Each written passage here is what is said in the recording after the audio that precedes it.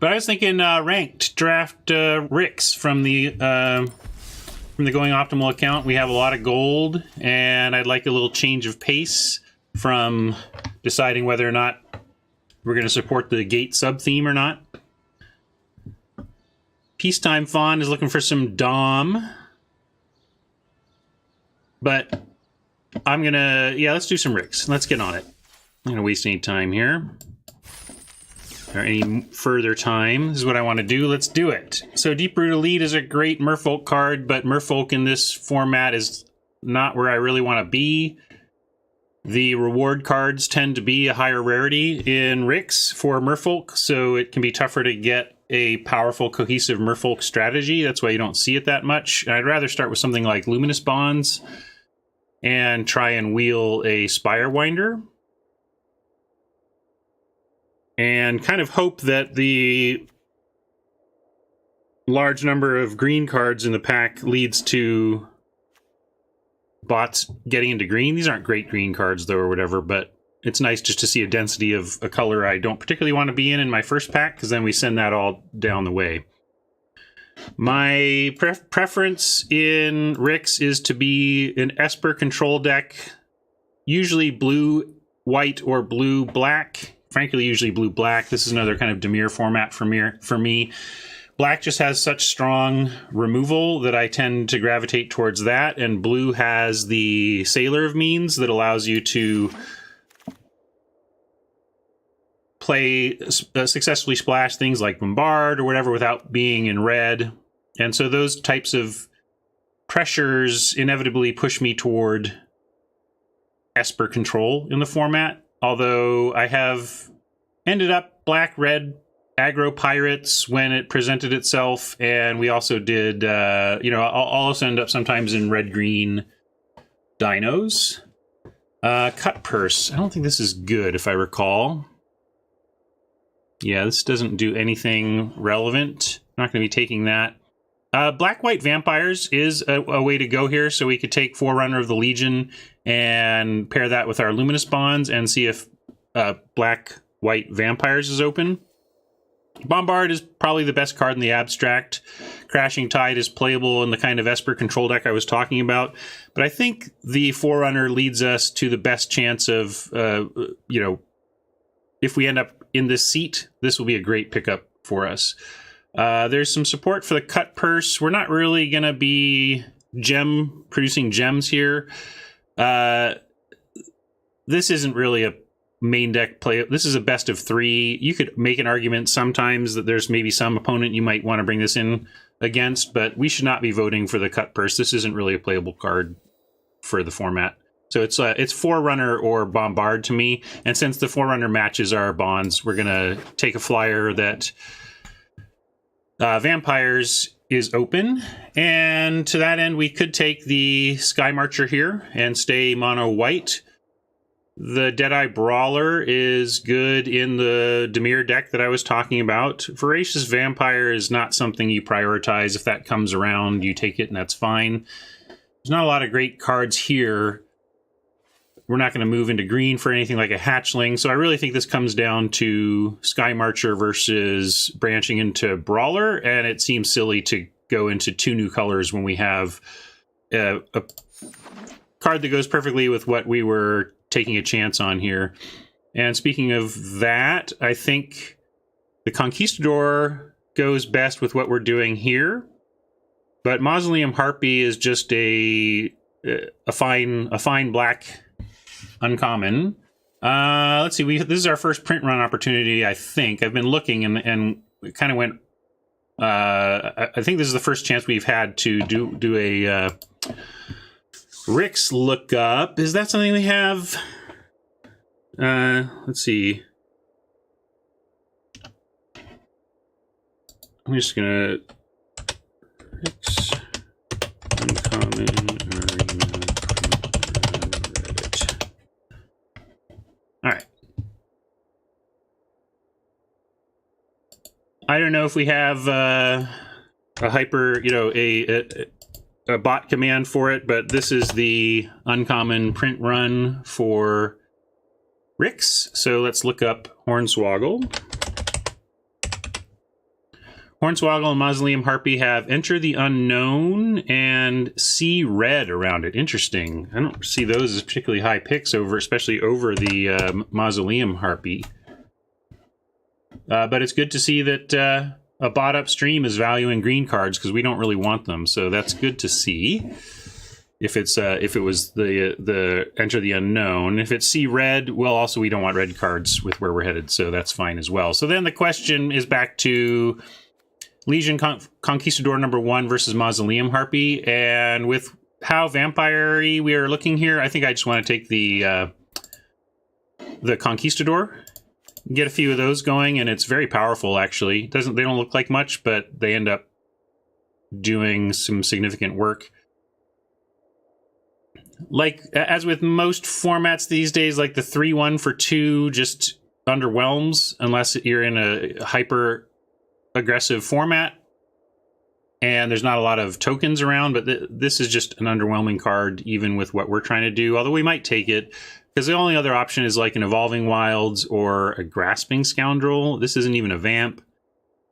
This is not really playable, so none of these are great.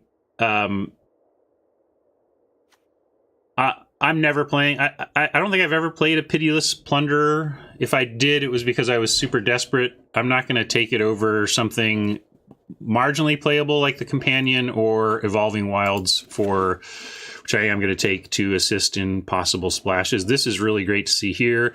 Sailor of Means is coming around late, and you could snap that up, and we could just, you know, if we didn't run the Forerunner and Legion, like if this were our picks so far, if you thought we just didn't end up in vampires, this is still a fine start towards like a Sailor of Means deck. But since we have a Famished Paladin here that is the vampire, let's go for that.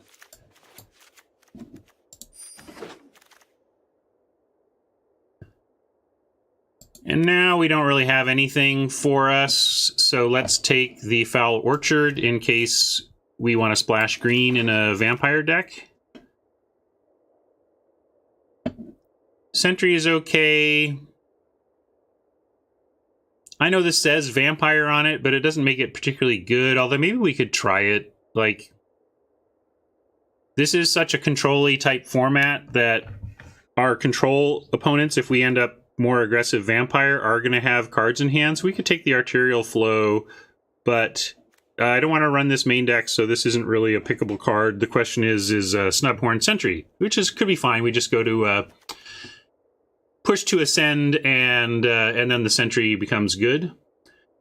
I don't know why. Yeah, Cleansing Ray is not... If we were best of 3, I might consider a Cleansing Ray, but I don't think we're ever going to main deck this in best of 1. So... Hey, Mobius. Deadeye Plunderer. How far back are we? Oh, why isn't the Plunderer playable? It's just too expensive for what it does. It's a 4 mana 1/4, and the rules text on it doesn't come into relevant play all that much. So largely, what you're getting out of that card is a 1 mana, is a 4 mana 1/4, which just isn't enough. Yeah, let's take the Snubhorn. The Arterial Flow might be playable, but Snubhorn, let's just stick mono white here, and now we'll take a black card.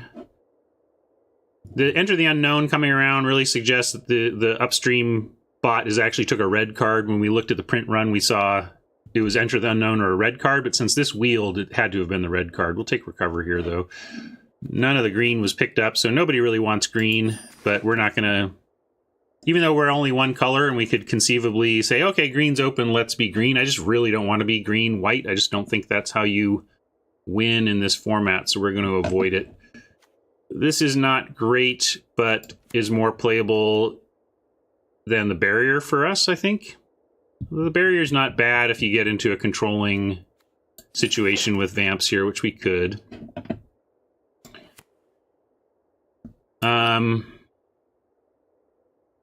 I don't see how we're ever doing this unless the blue flows and we do just go... Yeah, I'll take it. Like, it adds, you know, we could still end up Esper with a splash or something here. It's a pretty good spot. Like, we're leaning vampire here with Forerunner and Paladin and a single Conquistador, but we're not locked into that. And this is the most...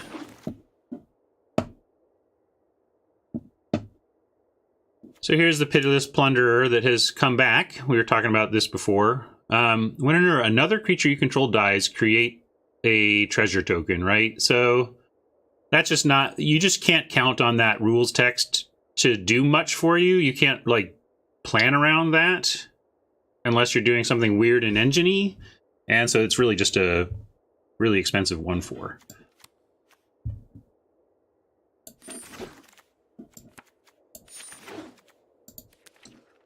Blood Sun, not really playable, although it does draw a card, but that's not what we're in this for. We want something more like a Sadistic Sky Marcher or a Luminous Bonds.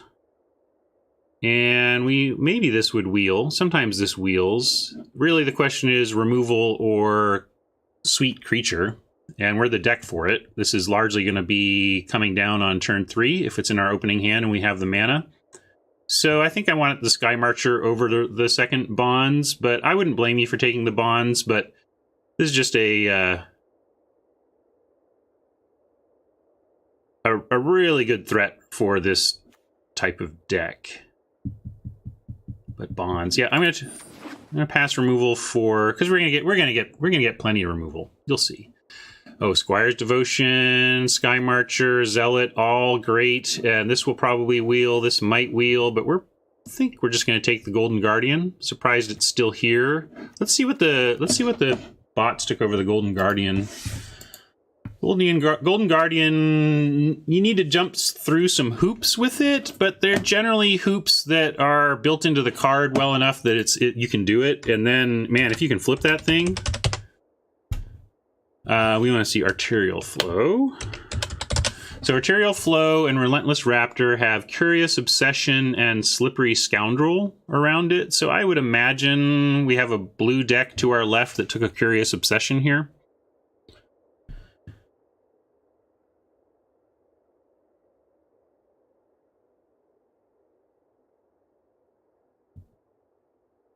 Yeah, we're gonna try it. It can be, you gotta work for this. This doesn't come easy, but when you can pull it off, it wins games, so let's give it a try.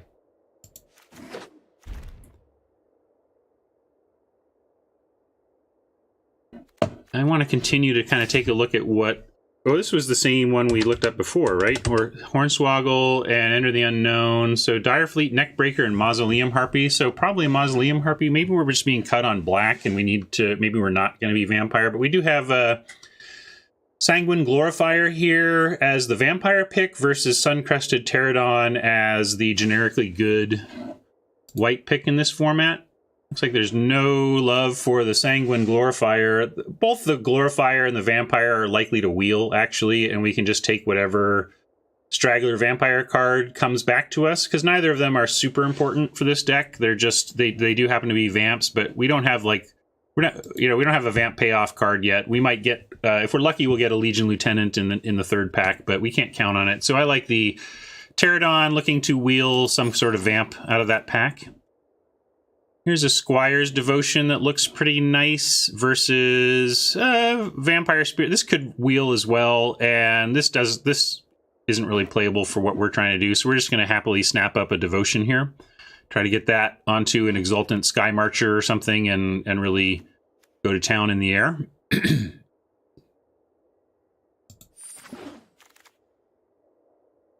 Here we have a chance to take a second Conquistador, and we're going to just slam that happily. I want to continue to look at what's going on downstream, though. So Forerunner of the Heralds and Highland Lake have Reckless Rage and Crested Herd Caller. So red and green, that's great. Crested Herd Caller is it green? Yeah, that's probably a Crested Herd Caller. We're happy to see them taking that, but we're gonna take second Conquistador here. Dinosaur Hunter is reasonable for curve considerations. Like, this is a Vampire and everything, but it's pretty replaceable, and I want to get some 2s down here. We got be aware of this situation we've got, the no twos, and just start plugging that hole a little bit better. And so we'll do that with the Raptor Companion 2. Don't love it, but if we have to, we'll play it. Third Conquistador is fine. Pick 9. There's another Pterodon. And I like that over a Companion here. There's some 2-drop vampires that are really nice in the third pack that we're going to try and pick up. I don't have 3-drops yet. 3-drops where we're doing all right, I think. But we'll take the Pterodon here. Devotion came around. I think we'll play 2 Devotions. Inquiry.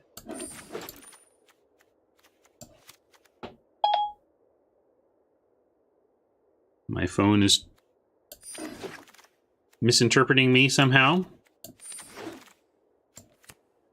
So this is kind of weird. We're pretty mono, close to mono white here, and then we get hooked up with a Maverick Fane. That's nice. What might we wheel out of this? Nothing great really to wheel, except maybe a Queen's Commission comes around. We take a Queen's Commission, especially since we're going to get past a Lieutenant right now. No Lieutenant. Darn it. Pious Interdiction is fine, but Anointed Deacon is insane in the Vamp deck. And again, probably more important to our actual win percentage to make sure we have one of these than another than this. I really do want more removal. And I hate to pass, we passed removal for Sky Marcher at one point. And I think I'm going to do it again here because I think the Deacon is that important to the Vampire deck. Bishop of the Bloodstained is not actually that great. We might want something like a Queen's Bay Soldier that slots into our 2-drop or a Conquistador number 4.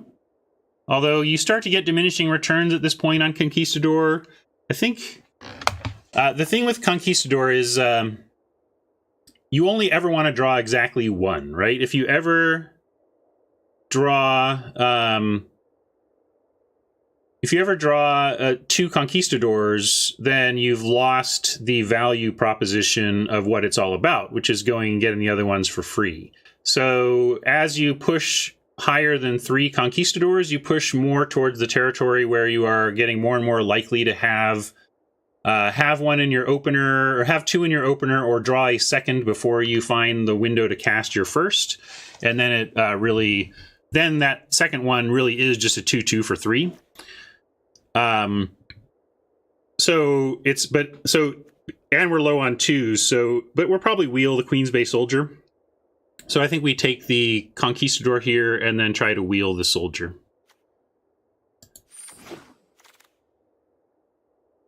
Vanquish the Weak. Here's removal I can get behind, taking this in this slot over a fine Kite Sail Freebooter, but this is great.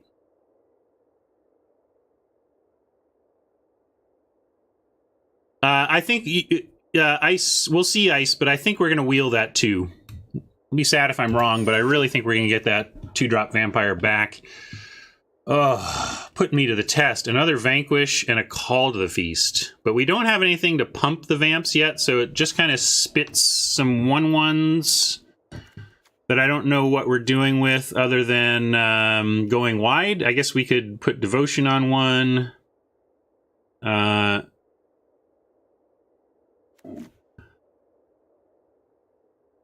What do you think on this one? Mobius is like, stop passing removal. Chat so far wants the sexy gold uncommon. We do have a Deacon. That's an excellent point. We do have a Deacon, but we also have some other ways to make those kinds of 1/1 tokens. Like we have, where is it? We have 2 Squire's Devotions and Maverick Fane. And Conquistadors also work well. Like we have, our deck already works well with Deacon, so.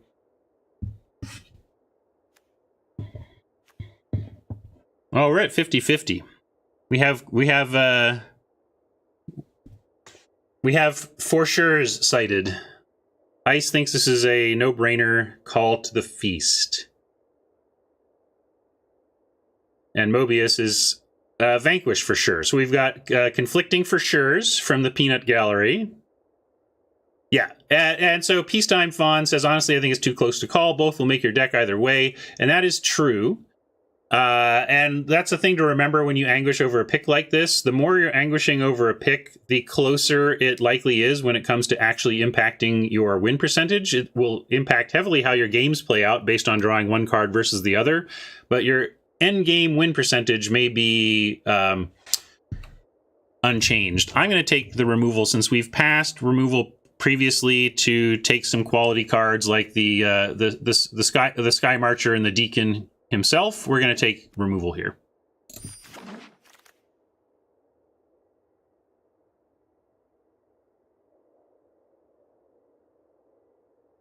Contract Killing, more late removal. If I'd known we were going to be handed this, I might go back and take that. Take the Vampire Maker. I don't think we're playing this, but we could if we had to, so we'll put that in the board.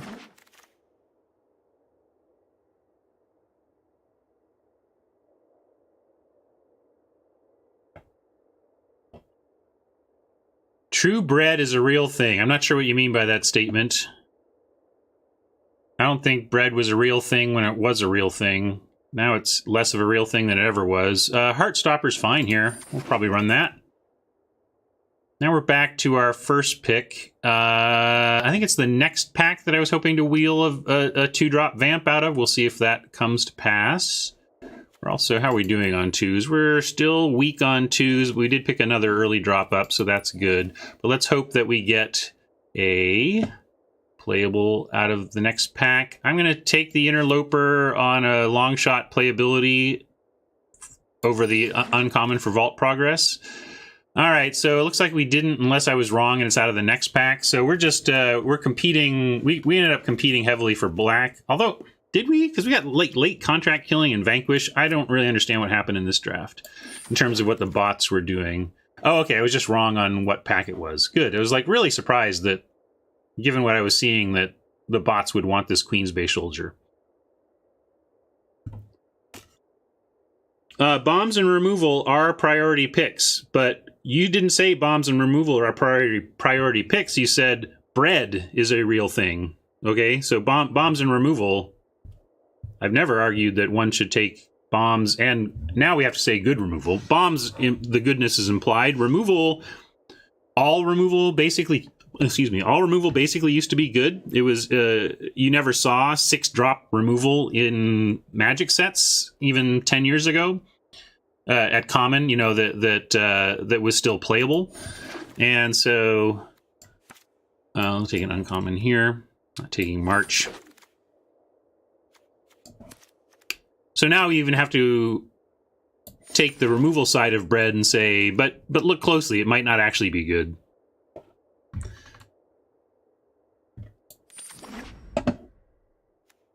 No Beyonce for this particular queen.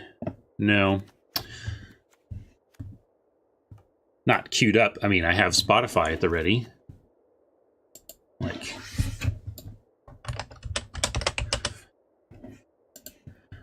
in a sense, there's wow.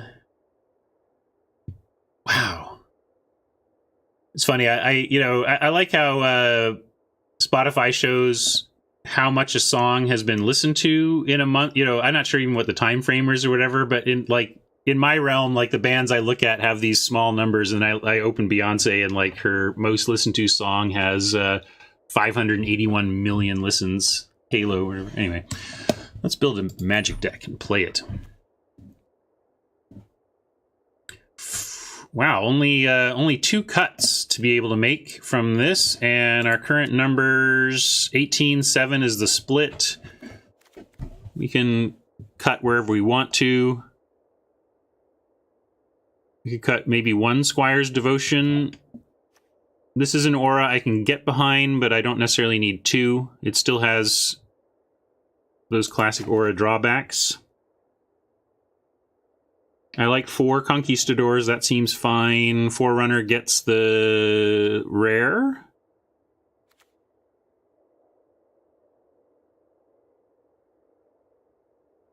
Maybe 1 Pterodon can go. What does that look like?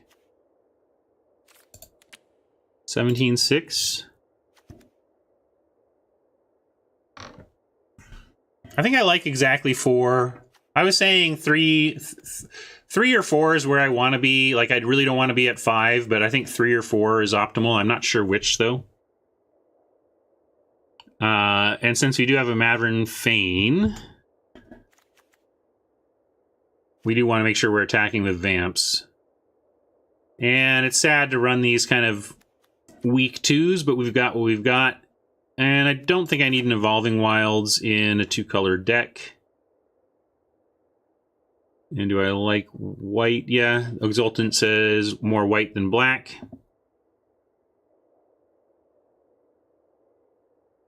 And I think I like Recover. Let's put Maverick as our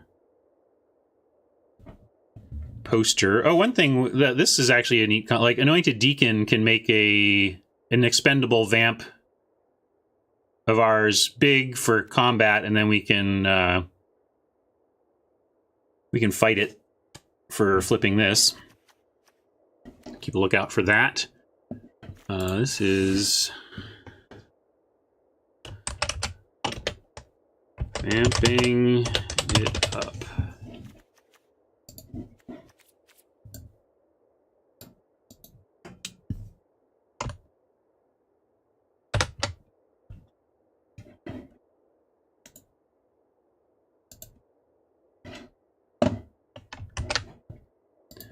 There's that. Do this, get back to that view. Let's go. We're already on the battlefield view. We spent the whole draft with me in the wrong view. Sorry. And we'll leave it where we are though, because we're headed into battle. And I'll update info. We are on free to play 1. We are 0-0.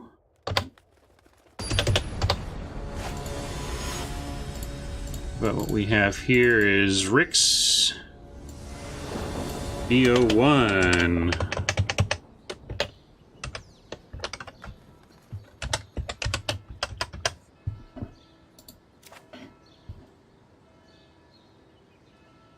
Looks good.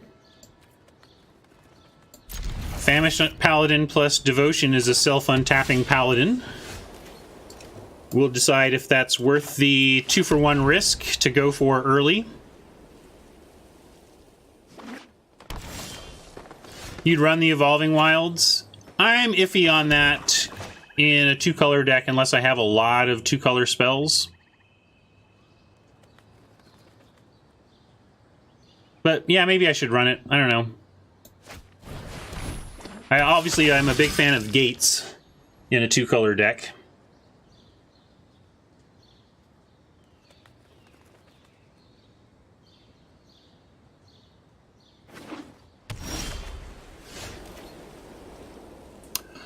Green, white. What do they have? Flash. There's that 2/1. There's nothing like the next snappy type card isn't that much mana, so let's go for it. I think we're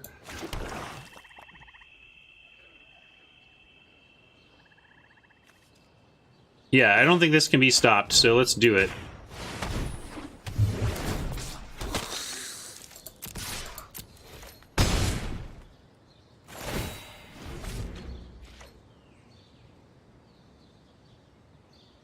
Yeah, I'll put the Evolving Wilds in. Maybe I'm being too nitty there.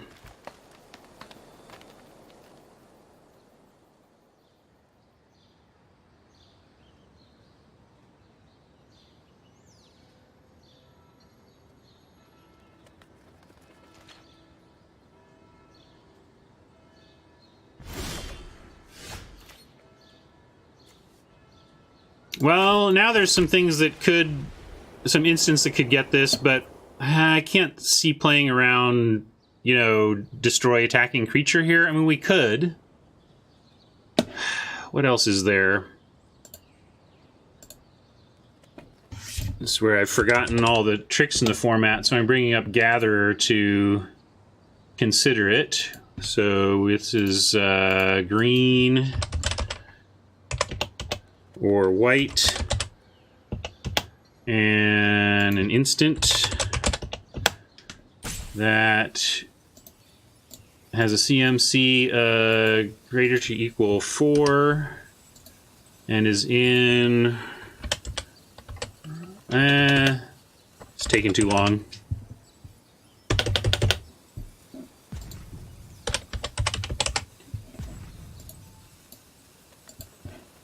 Yeah, I think Verdict is the main thing here. I'm going to let them have it. I guess if they have Verdict, we lose the Paladin.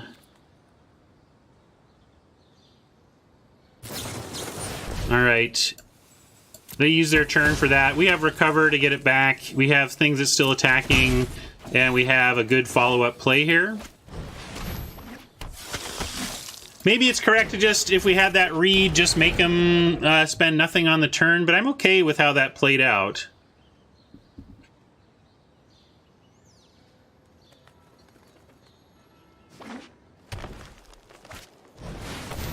Now we can bonds that.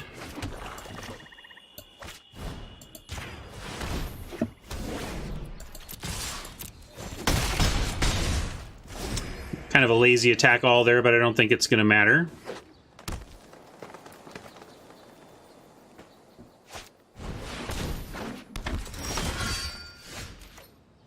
Now we can recover, maybe find the land to just... I guess if we recover a Famished Paladin, we for sure... we can get the 3/3 online, but I kind of like just taking out the flyer. We'll be patient. We'll get there next turn on the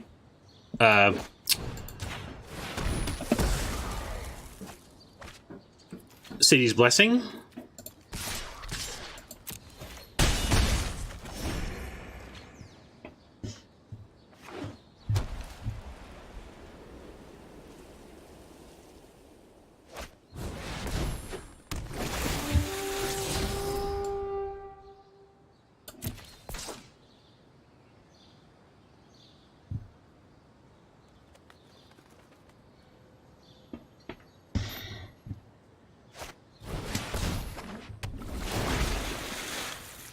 Well, now kind of hoping the Sky Marcher gets there for us. Are we going to recover? I'm not going to recover because the Sky Marcher is a really important card to us now, and if they come up with a way to deal with it, we can recover that.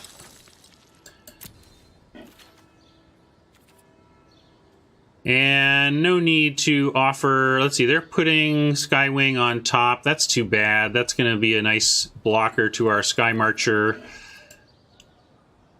But maybe we'll find some of our other removal or power cards.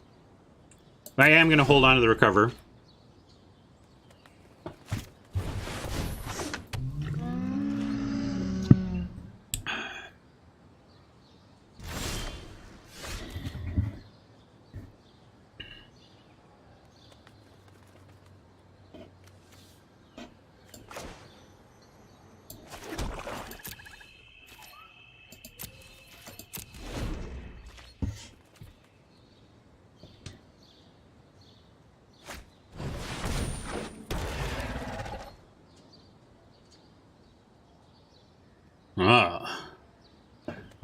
Launching dinosaurs over there. We're just pulling nothing but land for right now. A little floody, but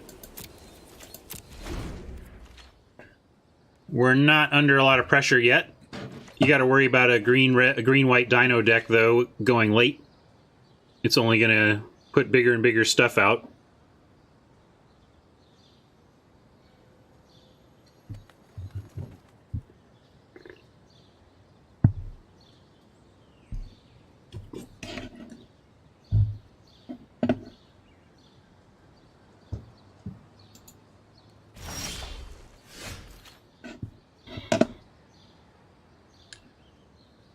Pterodon actually gets vigilance because of this snub horn, but we're still not attacking through anything here. But yeah, Deacon would be great about now. It's one reason I took it over removal. It takes bad spots for a vampire deck and turns them into good ones single-handedly. Well, not single-handedly, it actually literally needs help, but with any vampire presence, turns games around. No attacks here.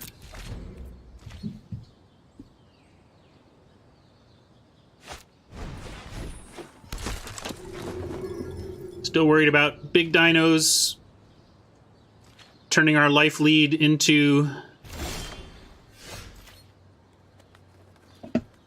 a setback, but we can't quite get there. What are we drawing to here? We want Golden Guardian. Can we might be able to kill something with have Golden Guardian kill itself. Yeah, really just we want contract killing or Anointed Deacon. That's what we want. We can attack now? Yeah, well, can we? Because they just take 2 to pile on these 2 onto the Sky Marcher. And I guess we trade that off. If we're willing to trade the Sky Marcher for the Heliopterus, we can attack, right? And I guess we can get it back. That would be a reasonable recover target. So sure, let's do it. I like it. Because we have recover and are trying to create some kind of advantage in the air, and under current circumstance, at least the Sky Marcher trades for the 2/2, then I'm willing to do this. Or at least try it. And if it fails, if they've got something that makes this go badly again, we at least have a recover to get one of our flyers back.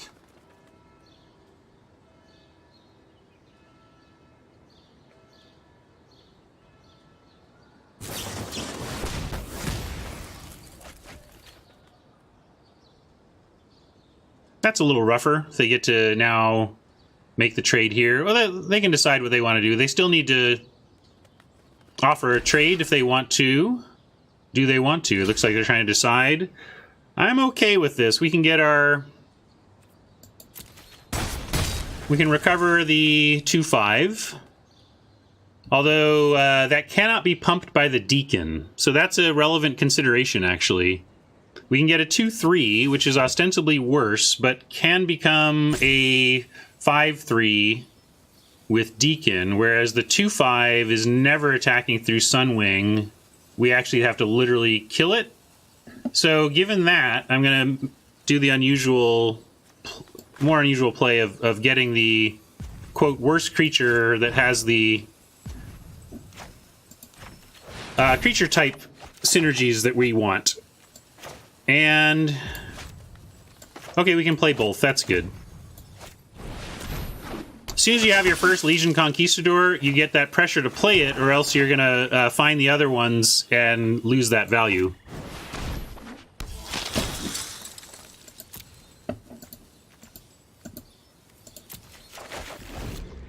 Draw 3 is good.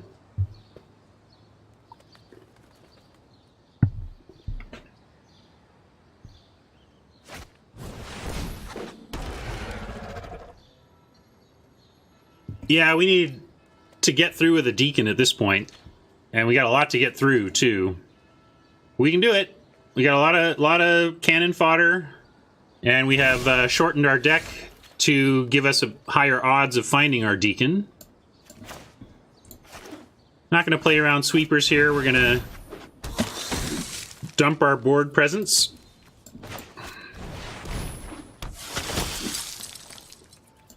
Because part of how we win this is going wide enough to just get 9 through around all those blockers.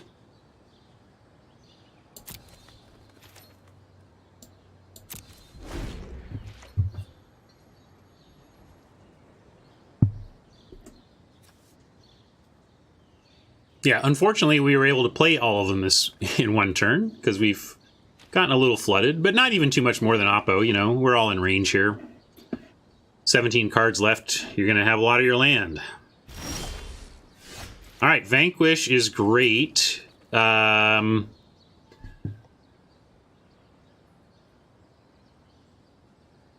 still doesn't quite allow... Okay, if we Vanquish a 2/5, and this stays unblockable... with no ability to block. They have 1, 2, 3, 4 blockers for 1, 2, 3, 4, 5, 6, 7, 8 attackers. So if they have nothing in hand, our 4 worst get through, which is for 7 damage, which isn't lethal. The 3/3 trades probably with another 3/3, and one of our dudes is eaten, and the Sunwing eats another one, so we'd like lose 2 of our dudes. And then we have we lose 3. We'd end up with 2, 3, 1, 1, and like 3, 4, 2 2s. And then next turn, so we're down. Then we need to get in for 2. There's a rope bug. I don't want to. Let's see. We'll go to next. I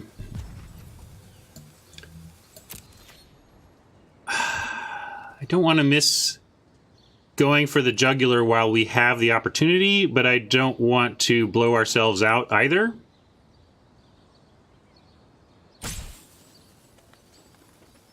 Let's go full control. I'm going to do it. I think we need to be aggressive here. We'll take out the Pterodon. Mobius wants to hold. I'm going aggro.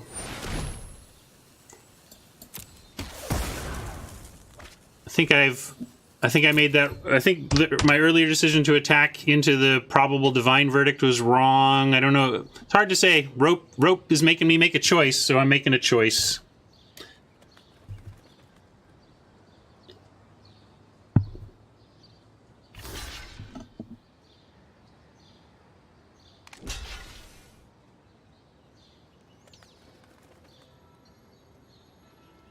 Yeah, I'm really worried about big dinos just being something we can never attack through and just start to lose to.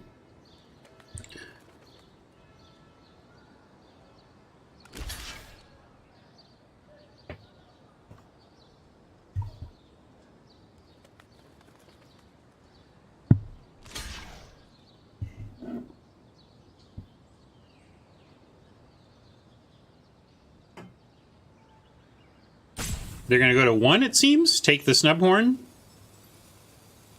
little surprised by that, but makes some sense.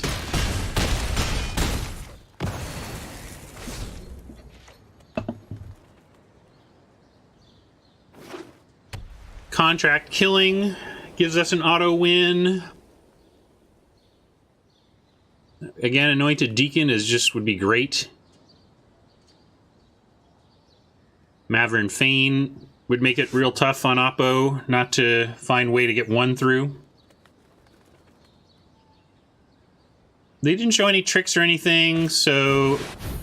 Oh, they gained a bunch of life. So, well, alright. I don't particularly respect that card, but I guess it could do some work here.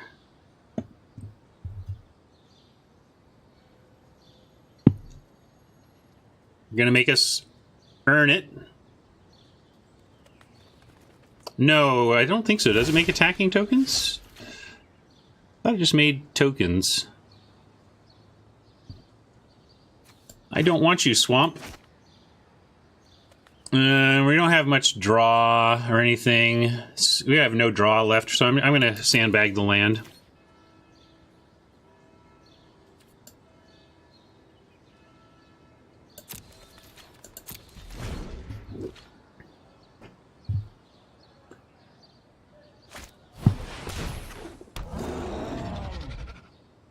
Yep, this is really don't want the Dino deck to turn a corner here. Really, I never want to be in green-white dinos. We got a Dino Hunter. That won't hurt things. But yeah, I can't remember the last time I played green-white dino in the format, if ever. I think I just was off it pretty quickly.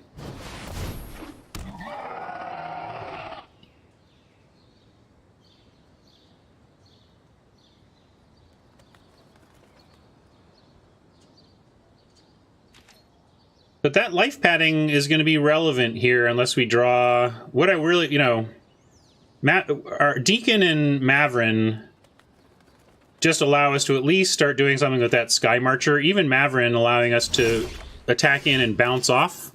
Okay, so let's play the Guardian. And when it flips, it becomes a land. Golden Guardian fights another... Yeah, so we can fight twice and transform it here. Does it come... We can almost fight twice and activate.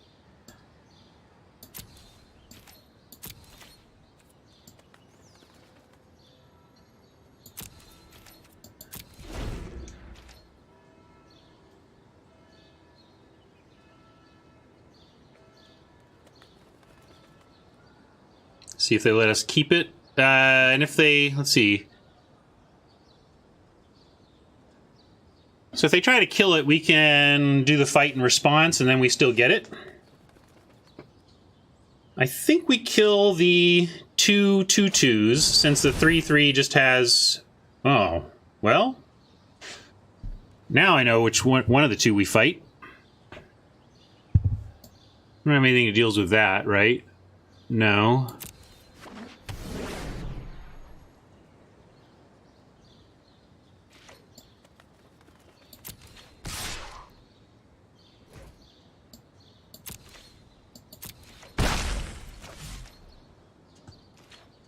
Alright, so then we're going to take out a 2/2 and the 2/3 that we can't ever save anymore anyway. Or I can just do it twice, right? What am I thinking? No, I can't, because it kills it the first time, that's why. Yeah, alright. What you need is like a 2/8. 2/9. We care about Dino Hunter more because of what we're facing across the way, I think.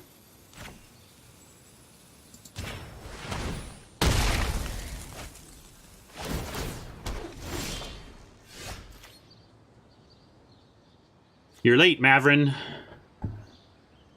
But I appreciate that you made it. No, we're not going to use the thing that makes us 4/4s to tap. Thank you very much.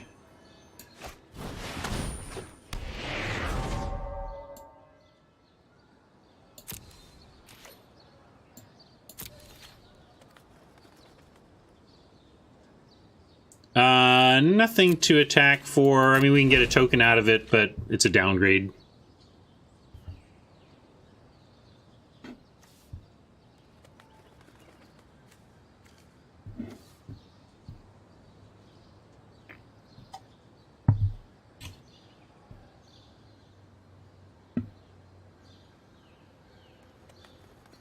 Throwing away the 1/1 is non-token, so I can't create a vamp by attacking with a token vamp.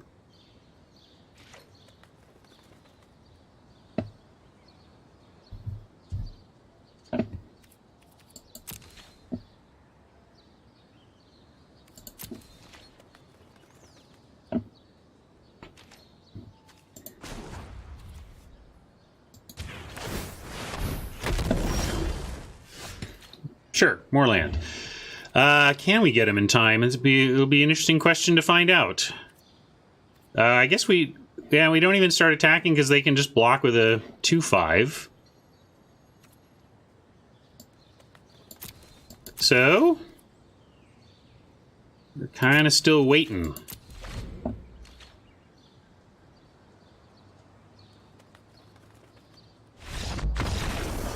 Okay.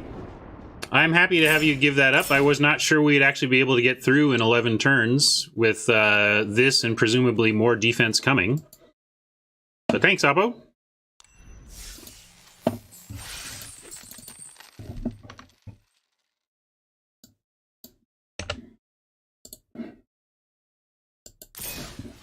Let's go and put that wilds in, take that out. Anything else? This was good, but I don't know if we want to add another over what, you know. I think we want all our vamps in, like the recover.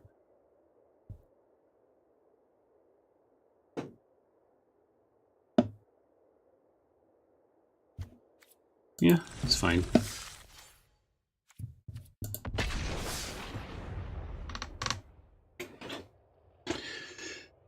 Get my fuzzy jacket on.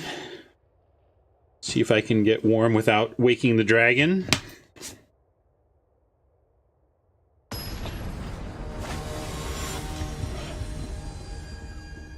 Don't know if Marshall's on and listening yet, but we have a lunch date today. He's gonna...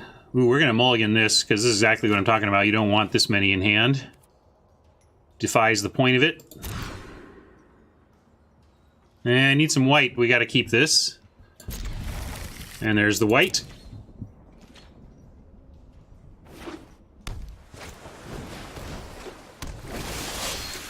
Intimidating start from Oppo. Now we're on the race to play our first Conquistador before drawing a second.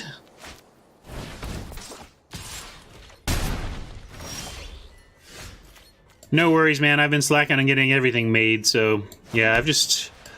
My days fly by.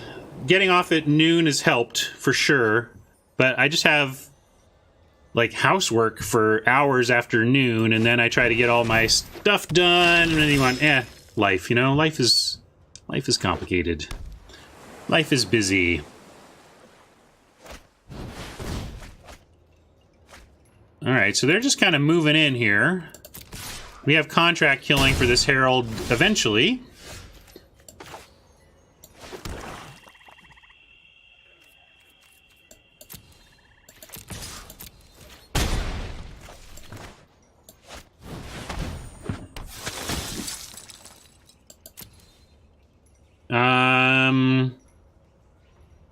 It does not make us discard, so I'm going to take all three, because we don't want to draw any.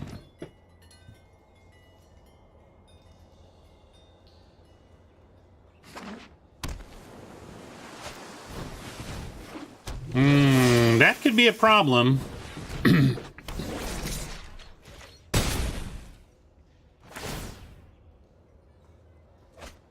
Drawing bonds, luminous bonds right there would have been amazing. And I could play Guardian or to maximize the mana, or Sky Marcher to start getting some lifelink, which is going to be relevant here. I think given the pressure they're putting on, we actually need to go with the Sky Marcher and try and get some life back.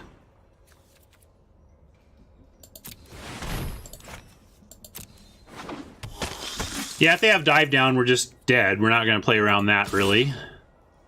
Block, block, block.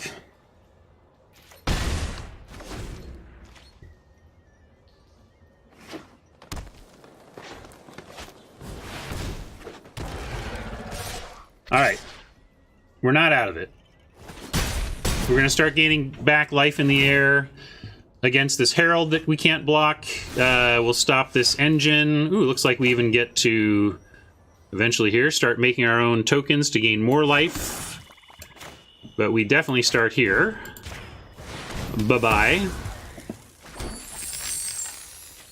And attack here.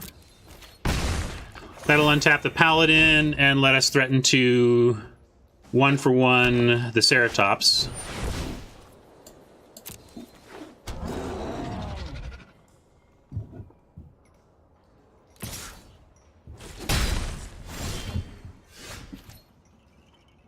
Okay, good draw, actually. We get Dinosaur. Why would you do that? Oh my god, auto tap. So Maverin's definitely coming down. And Hunter's definitely coming down. And then we're going to get some life and another blocker.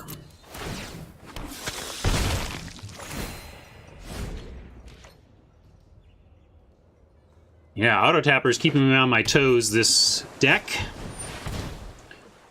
That's not great. Hunter is going to be tapped here almost certainly. But we can pile on enough to survive here. The real sad part is that this doesn't untap.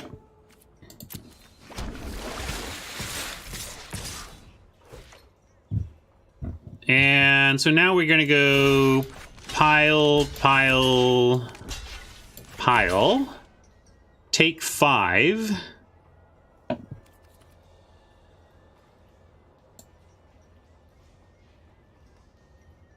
Right? I think we just have to do it this way.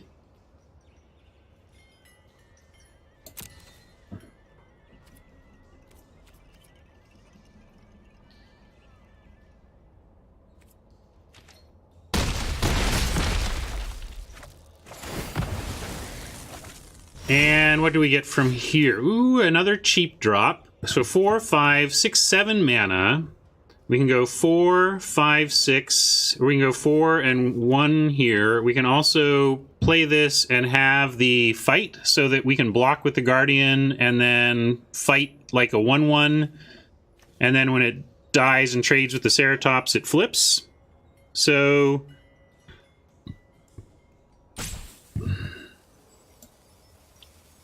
I think it just makes sense to continue to attack with the Sky Marcher. We get the life out of it, and we get the token out of it, which is the two main things. And then I think it's either it's the Guardian, and then either jeez. I guess it doesn't matter if we cast anything else. We're using the treasure anyway. But let's start here.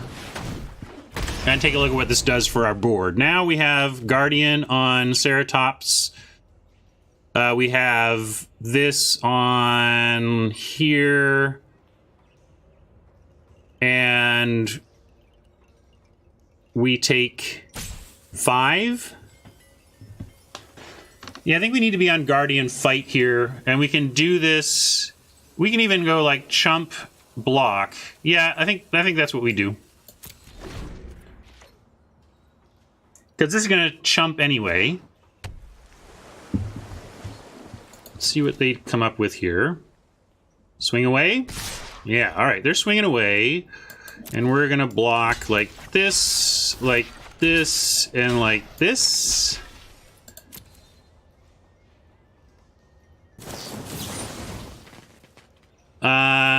Unfortunately, that doesn't die. But we still get to do our trick.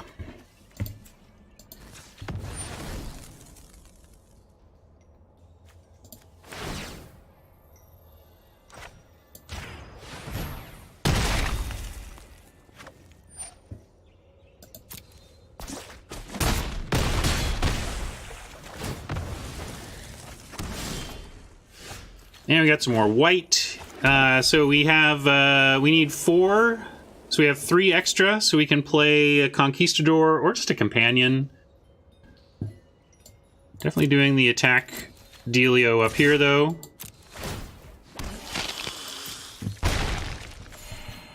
And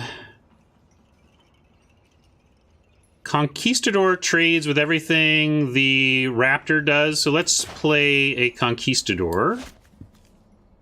Although this does, Raptor leaves the treasure, so we could do that. We could play the Raptor and leave the treasure. I don't know what we need treasure for, though. We have all of our mana. There's nothing we can draw that we can't cast, so the treasure's not really important here. Yeah, I'm not going to let it auto tap. Well, who knows? I may screw that up before the end of this event, but I got it on my head right now anyway.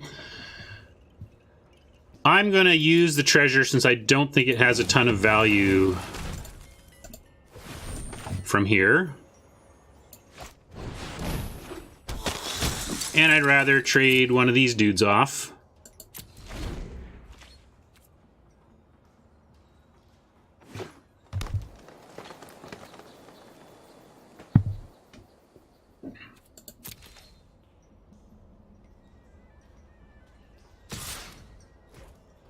All right, this is great to see. Oppo is reduced to just attacking with their unblockable, and we're still attacking for 2 in the air to completely counteract that, and now we're making some 4/4s every turn, and we can even vanquish.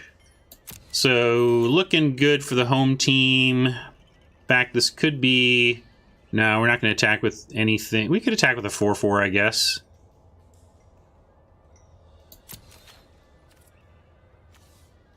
I think River Sneak's gonna get me. Nah, we got the Sky Marcher saving us, but I'm just trying to decide whether we're attacking with golems, and I think we are.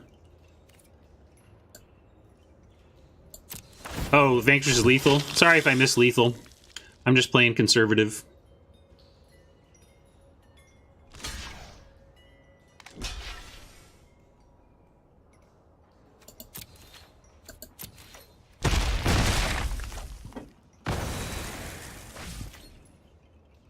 And yeah, we'll save Vanquish and activation mana. I think we should get a scoop here.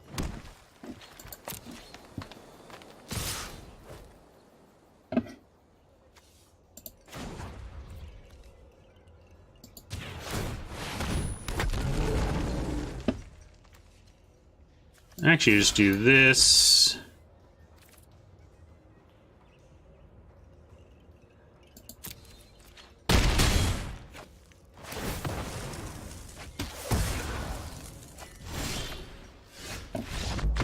Yeah, I guess we couldn't vanquish and activate. I was getting a little lazy there because we had such a dominant position. We had fully turned the corner and basically was just trying to cruise to the finish. But I got a little loose there. You should get more conservative, not less conservative, as you're approaching victory. Silver. I can retire.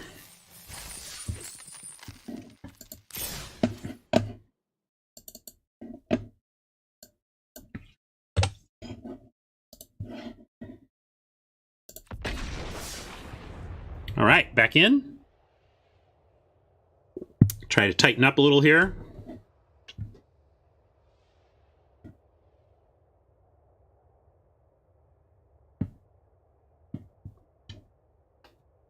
Slow down and win now instead of speed up and win in 2 turns.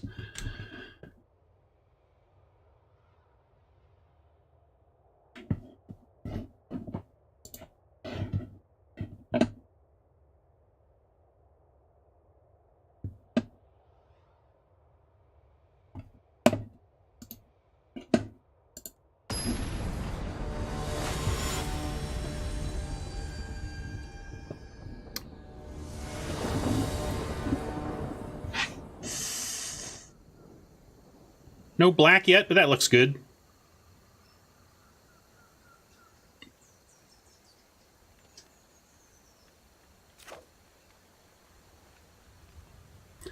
What would you be trying to accomplish, Broder? To not play limited on my main account in the season before War of Spark drops. Like, what are you trying to accomplish? To be at a low rank when War of Spark drops? Or what's your goal?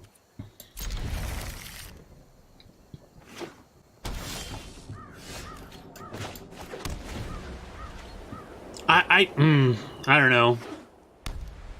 I mean, your rank is getting reset each month anyway, right? I wouldn't. I'm not going to be like sandbagging my limited results through not playing. I think if you are gaming the system to the point of not playing the Magic you want to play on a daily, weekly, and monthly basis, you're probably not going optimal. unless your finances are such that it's a requirement for you to be playing at all that you do it that way. I wouldn't get too hung up on that kind of thing. We could play Maverin, send in with the Famished Paladin, and then they have to trade Sky Marcher plus Zealot if they want to kill it. And then we get a token no matter what, which I think is fine. We'll do it.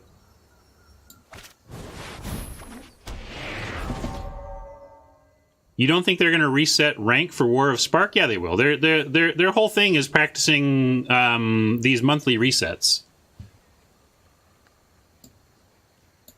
And yes, they've also moved the importance of rank to limited matchmaking down a tier. such that you're not even adjusting. You're not even making it that much easier for you because you're largely going to be match made on record.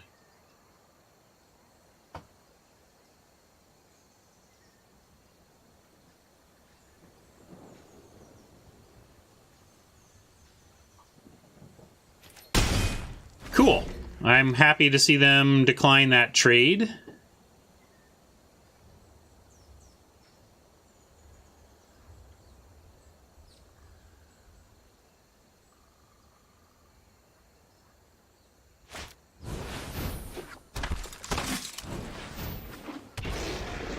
Oppo is trucking straight on towards City's Blessing there. Hey, we got our black mana. That's great to see. Might need to play a Conquistador here before we risk drawing one. But there's also a reason to play a black spell every turn since you only have one black. But we're only playing one spell this turn anyway, so it doesn't matter too much. The question is what spell. We could send in the 1/1 to untap the Paladin. And we just lose it to the Sun Sentinel. But we can also do that on blocking and prevent some damage. Not that I think they're going to be attacking on the ground anytime soon. But I don't see the need to do this yet, is what I'm saying, really. And I'm going to go for the Flyer, because that's going to be able to make Maverick Fane tokens every turn on the current board. We risk drawing a Conquistador here, but we're going to take that risk.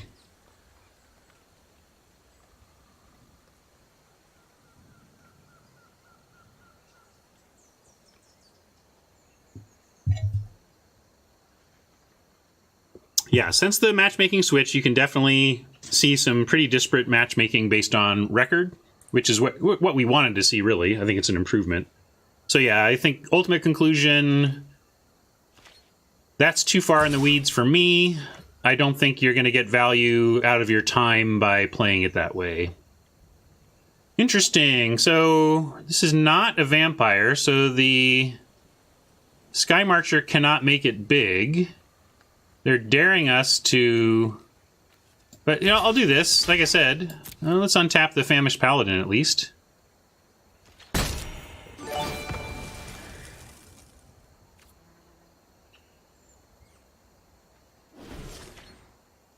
Yes, you could play on a second account, but I only really recommend that to those who are really trying to maximize their money or really are only into limited at all. Get Conquistador Sentry here, that seems fine. And currently, as is stated, we get to attack with Sky Marcher and it doesn't die. And they can't really block. Chaos Engineer, hola.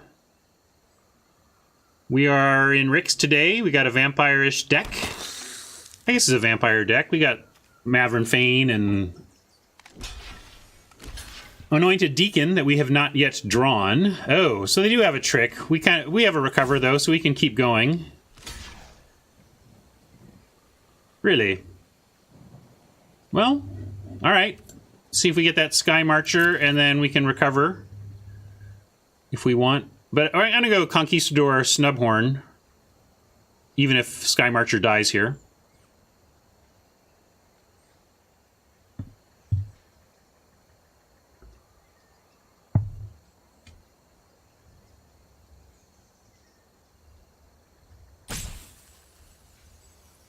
Nantuko, welcome. How you been? Interesting block. Is this destined to die? Maybe they have Skullduggery and they're just going to do it at end of turn or something. I'd be really surprised if Sky Marcher heals up here.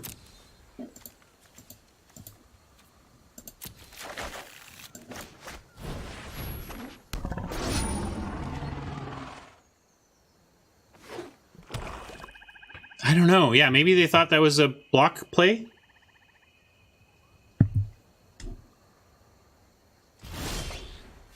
Yeah, I think that sounds about correct. They misinterpreted the ability of the Sky Marcher to do that to blockers, and maybe the Sun Sentinel was a mistake attack, and they didn't realize they couldn't save it. We're going to play a Conquistador here, probably Conquistador Hunter or Conquistador Soldier. And we'll trade our Sentry with everything they've got on the ground, so that's attacking 2. We'll send in the Famished Paladin and also the 1/1 to make sure the Paladin untaps if it doesn't die. But we will not send in the 2/2 since they do have a 3/3. We don't need to send in stuff that will be eaten here. Except for the lifelink.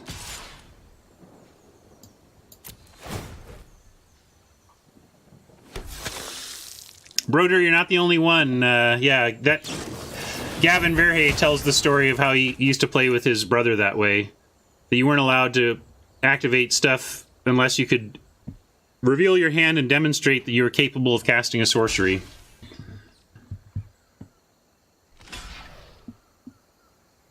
Chaos Engineer, no. Triple Ixalan was, but Rivals of Ixalan, I think, is a great format. I've always enjoyed this format. It was night and day between Triple Ixalan and Rivals Ixalan. Although I'd probably just prefer Triple Rivals even, but so it goes. Do this.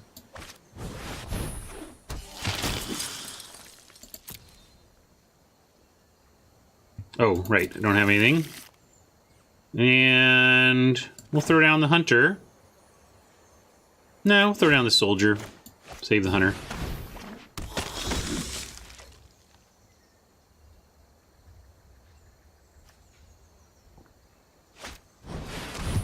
I think this format might be better. This is a better draft format than Guilds.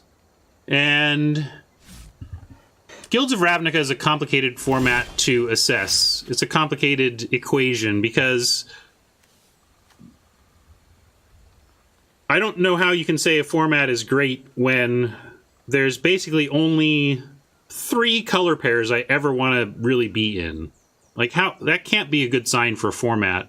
I thought the drafting was on rails and the variety of experience was quite limited. But as I've said, I loved how Dimir played. I liked how Izzet and Boros played. Obviously I'm not a huge Boros fan, but Boros played well when it curved out or whatever. The matchups were interesting between those 3, but I think it was kind of a failed format. Let's actually recover here. Get back in the air.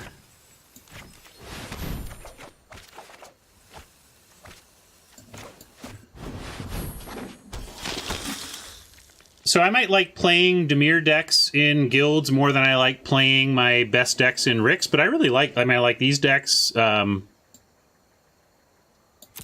I don't know. I like this format.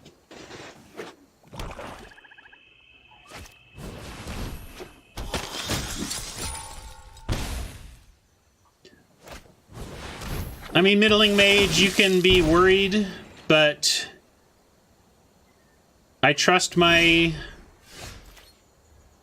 former peeps in R&D to manage the store well, and I don't think they would have stuck with a theme that sucked in Limited. If they were all sitting around going, well, this doesn't play well in Limited, this doesn't do well, but whatever, we got to ship it. No, they're very good at their jobs. And I believe in them. I trust R&D to have found the path to fun for the most part if they've chosen to stick with a load-bearing, a load-bearing mechanic like that. All right, so we're back here. Guess we're trying to go wide and eventually get there on Deacon or something.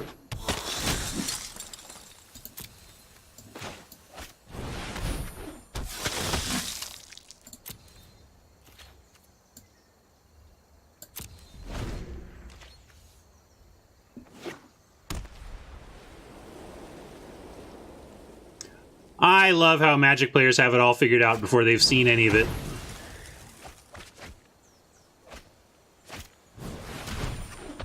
I wanted a Legion Lieutenant. Now we're in trouble. Exactly. Thank you, Peacetime Fawn. How about, R&D often takes risks that from a distance seem like they have serious problems, and then you play it and it turned out okay. So, like, give it a chance. Not that they've never screwed up either. There's been some formats that were pretty bad, but it hasn't usually been around the big splashy risks they've taken. It tends to be about nuts and bolts design stuff that got away from them about, or wasn't discovered about a set.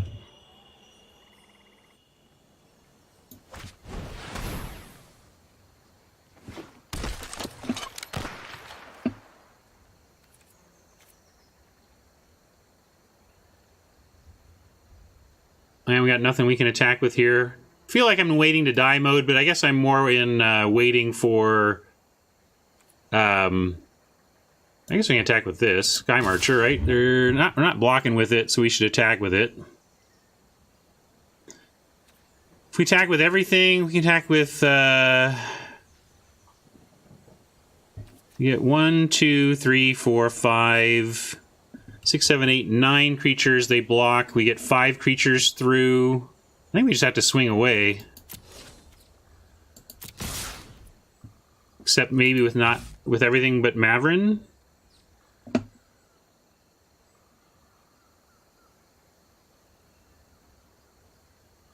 think so.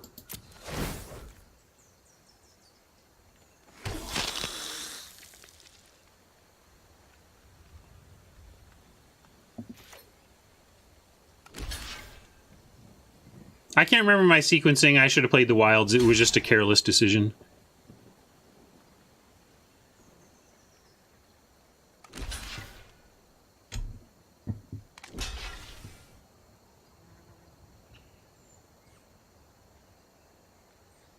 I know people in support who care very much about that kind of thing. Nantuko asking about, does Wizards care about support issues? I think if you sent in your thoughts like that, that's about the best you can do, and I know people care. If you don't get any feedback on your feedback and want to call that out or whatever, to me, I can probably tap someone on the shoulder for you or whatever.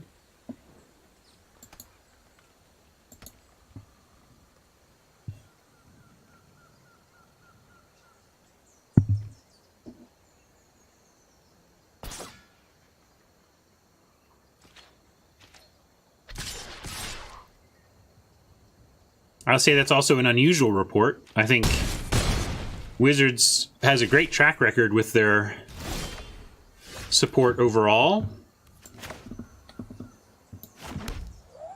Can we continue? Now, no, we can't attack with everything. Now we actually have to keep the Sky Marcher back to not die. I guess we can attack with the 1/1 and not die if we get...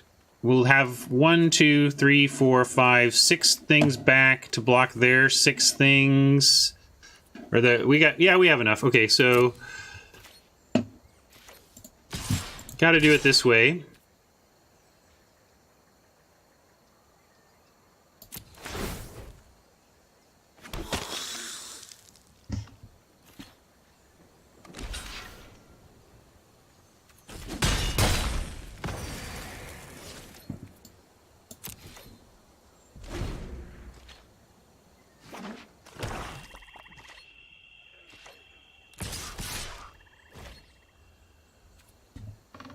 Uh-oh.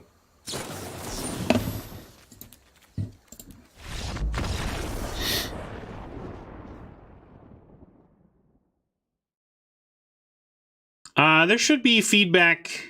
There's feedback stuff in the same place. Like, the email path into providing feedback is super, super annoying.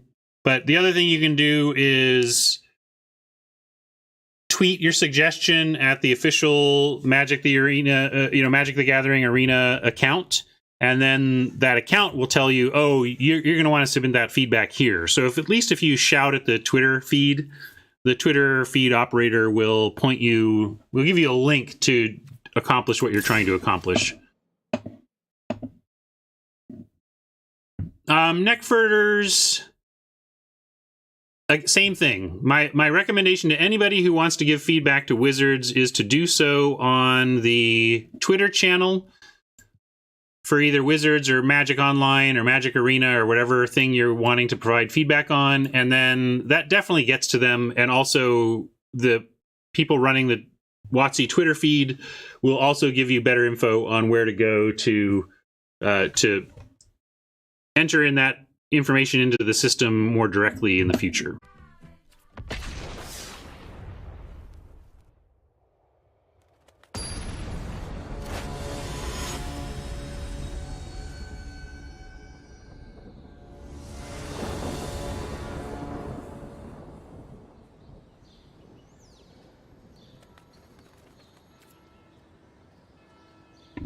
We can keep this. Not great, but keepable. Got our Deacon. Find some action for the Deacon.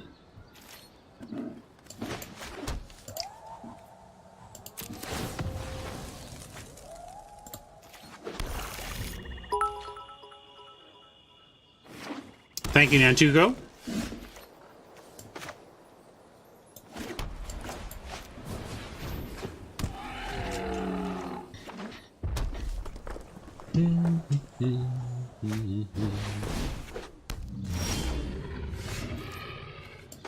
Boo! We draw a second Conquistador.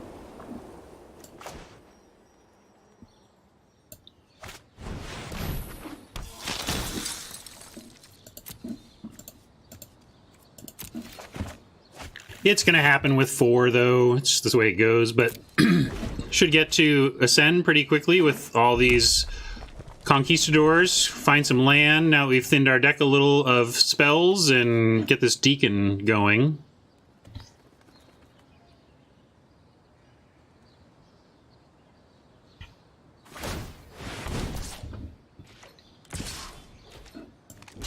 Yeah, I want to get to Ascend, to City's Blessing, but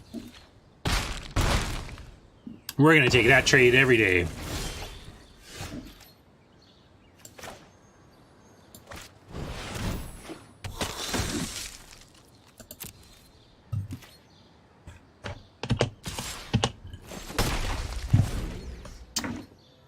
I did that because my right hand was busy.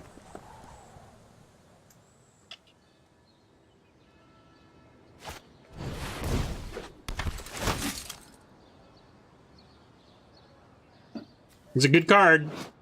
See what they get with it.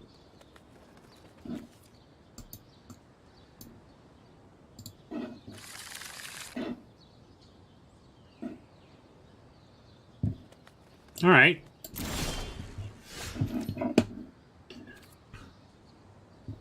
I guess we could just vanquish it.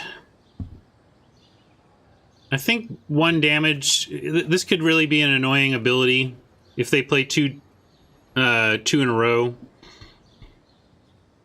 But maybe we don't need to do it yet. Let's see. Like, I don't want them to play a dinosaur and then attack with this and get the double whammy and start taking out our 2s. But I think we also have a turn for that, so I'm going to go ahead and play another creature.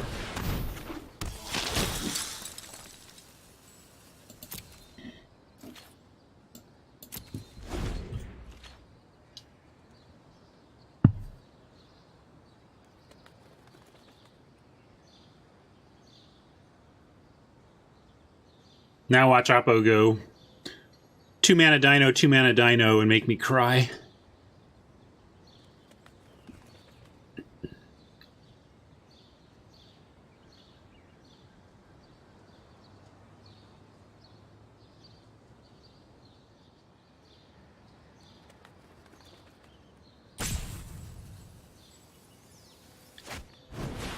Weird glare on the light today. I'm gonna go play with that.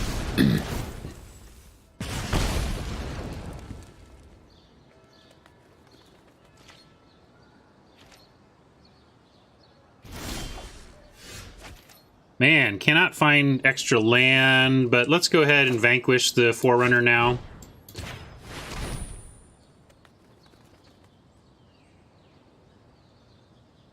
Oh, got a response? What do you got for 1 red mana that you're thinking about?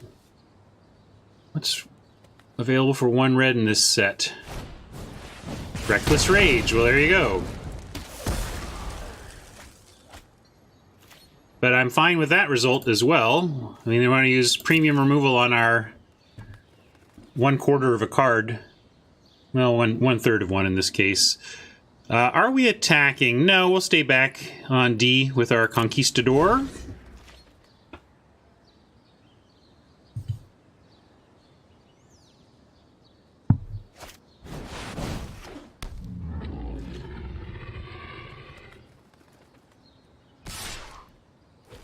All right.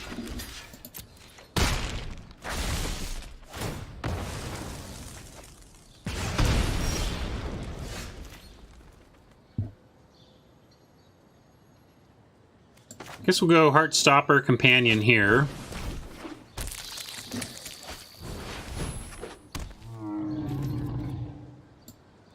Yeah, Foreigner Needletooth is absurd.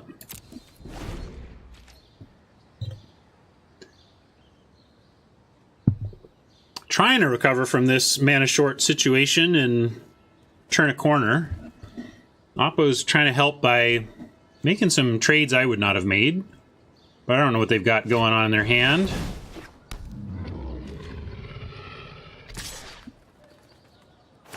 Oh, I was dumb. Just played the companion into that. Really didn't think about that.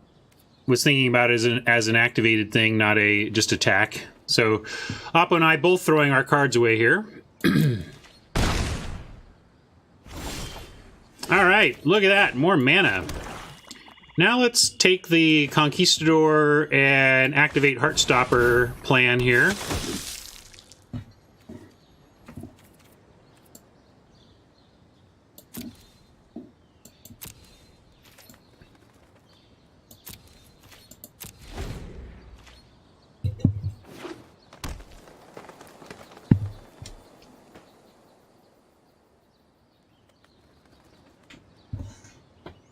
But see, my secret plan is to recover the Raptor Companion.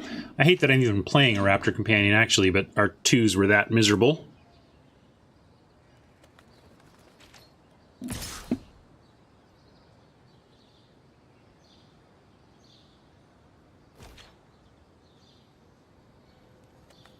I think that's an offer we have to take. Just take out the one that's 1 less power. We're at 10, and we're on the verge of contract killing. That's how we really want to get out of this situation. Or Pterodon. We could even play this, and although they could attack and then ping it, and then we can't block it. So I'm going to do it, and we're going to try to find a non-evolving wild. Evolving wild is already down, so we want a land, and then we can kill the Regisar.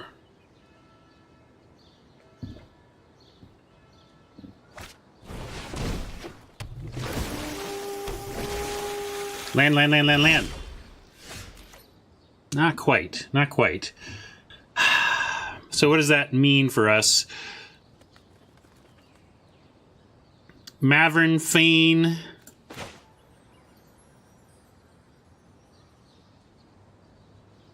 I guess it's really the only thing we can do unless we want to recover the Heartstopper, which is not also a terrible play. Yeah, let's do that. No. Well, we could. If we recover the Heartstopper, we might find the land, a swamp that even allows us to activate it this turn. I suppose we need to do that because then it is a viable backup plan in case there's no land anywhere near the top of our library. Oh, wait. Cancel. Was our Heartstopper? No, there it is. Oh, there it is. Sorry, I was just missing it. All right, there's the Heartstopper. No luck there, but we get to cast that.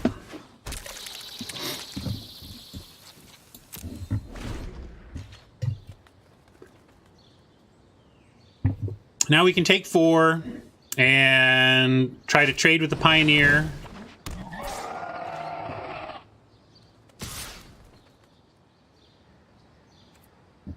not got trample, right? We could even consider chumping, just saving 4, but I think we have another turn for that. We also have a lifelink factor here. If we can turn the corner, we get Pterodon with lifelink.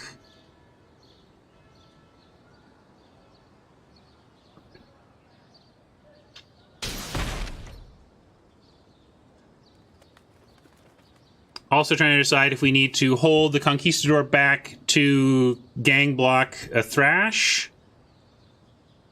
Because we can't activate Heartstopper and Contract Kill next turn, so we may need... we can't put the Sentry... So either we're saving some life with the Sentry. I think we do have to do this.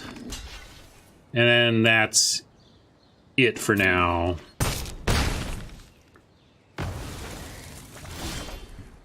Okay, that's not a bad draw.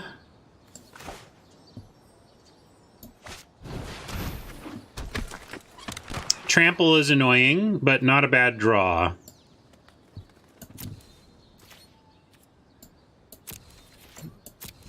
If they can just not do anything super devastating here, we might be able to turn the corner. I think our deck is better. We just have really gotten stuck on land this game.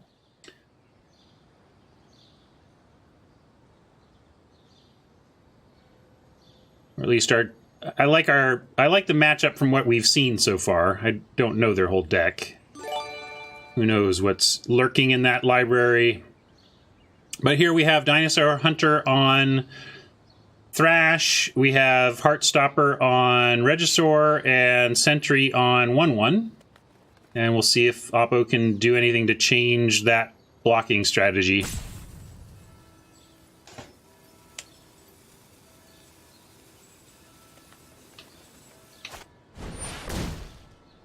Thrashing.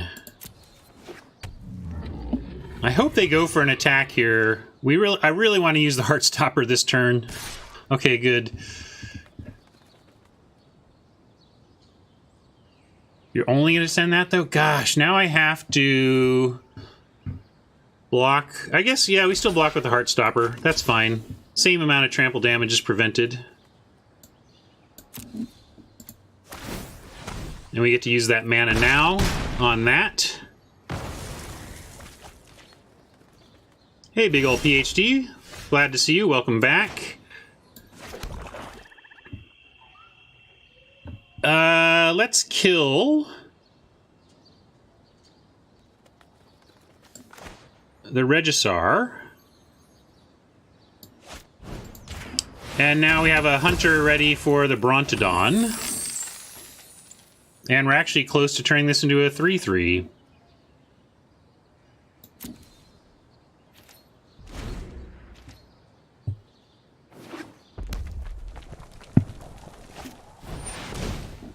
When it attacks, graveyard dies. Yeah, it's just kind of a hill giant with a lot of text on it.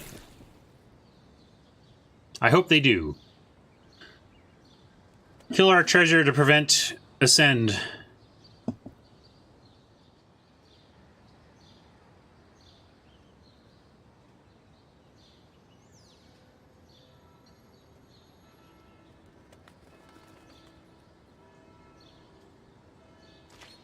Hey, Guardy. Well, I'm glad you're giving it a try and glad you're having fun with it enough to stick with it even through some painful points. And watching streams like this, listening to podcasts like Limited Resources, going to websites like Channel Fireball and Star City Games to find content from other top pro Magic players.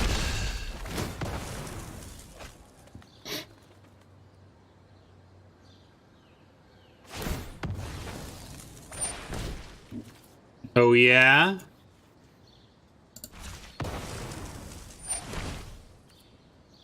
And deck building, you know, that's something you get better at over time. If you are interested in leveling up your deck building and becoming a better deck builder, you need to be studying the top decks and understanding why and how they're good to be able to make your own way. Me, to be honest, I'm not actually much of a brewer. That's not fair. I really do like to brew. Like, if you ever saw me doing Wizards of the Coast Magic Online Community Cup stuff, I did lots of on-the-spot brewing and everything. But when it comes to wanting to win more, I just like going and getting the top decks and being happy and working with that. Oh, we got our Forerunner, but our 2 best Vamps are already here. But what are we doing here? Deacon doesn't block well enough. I'm actually going to place the... I'm going to run out the Pterodon as the best blocker we've got. And we can put Squire's Devotion on it, and with the Sentry it even gets Vigilance, and then we start gaining some life back if we can survive this turn.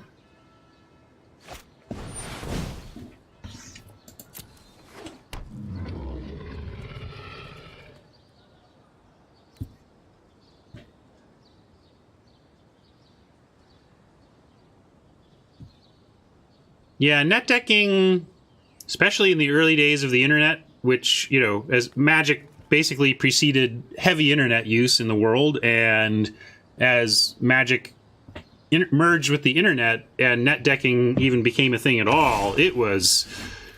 there were some people who thought you were pretty darn evil if you had it in you to simply copy somebody's deck from the internet rather than build your own. You know, it was a point of contention for a lot of people. We could also wait on Devotion for a Sky Marcher, which would actually get support from the Deacon and the Apostle. But I also kind of don't want to mess around here. We're at 3. They've got a Frilled Death Spitter, so we should go ahead and gain life while the life gaining is good.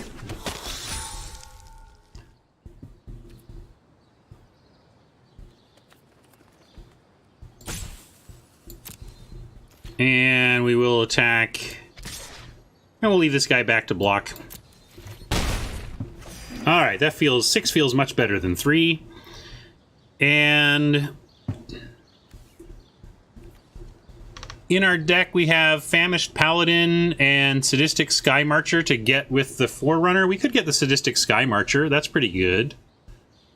But so is just... yeah, actually, let's do that. Let's go get the Sadistic Sky Marcher. Or I kind of want to draw more land. Wait. See. I changed my mind. We're just going to actually cast the Sky Marcher we've got. Yeah, Forerunner does good things by itself. That's a good point. We had a lot of options there.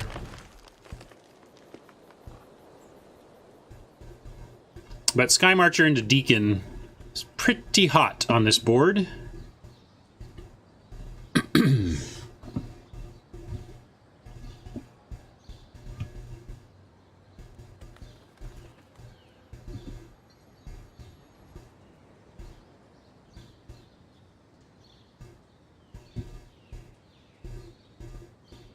Right on, Guardy. It's a great game. It's got its frustrating points. The non-games produced by Mana Screw and Mana Flood are real and annoying. But this game's got legs 25 years later, and we're all still here obsessed with it. So,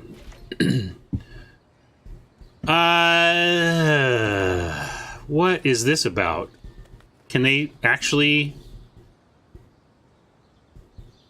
do something about this Pterodon?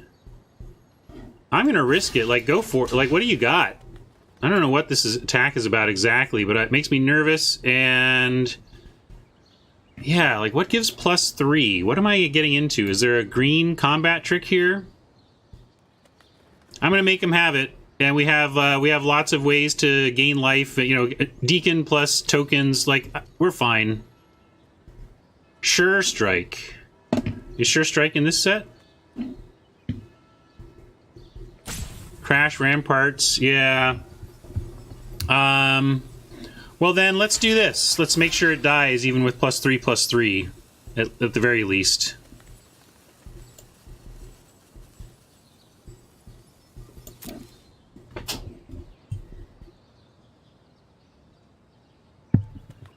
I did give some thoughts on Modern Horizons. I'll summarize them here as saying I think it's cool and great, and I'm all in favor of R&D taking the reins on Modern by giving themselves the knobs to introduce older reprinted cards and newer custom cards for the purposes of making Modern a better format to play. I think that's great. And here we're going to... I'm going to Deacon. We're going to keep getting our life gain on in the face of this crowned World Shaper.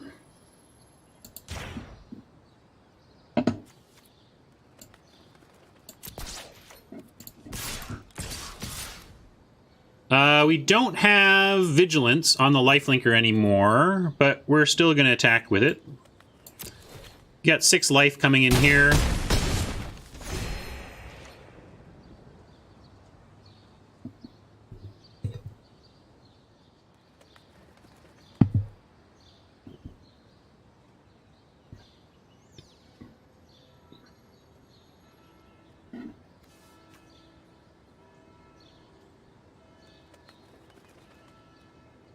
Interesting that they had this, right? And didn't play it last turn? They could have done that on the Death Spitter. That would have been an... ouchie.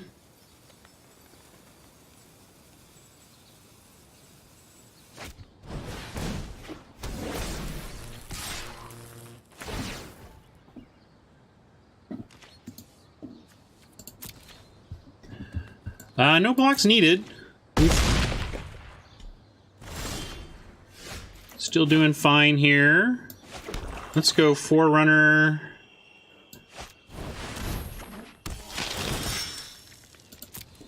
Get our Sky Marcher. Play Maverin. We're gonna make this bigger.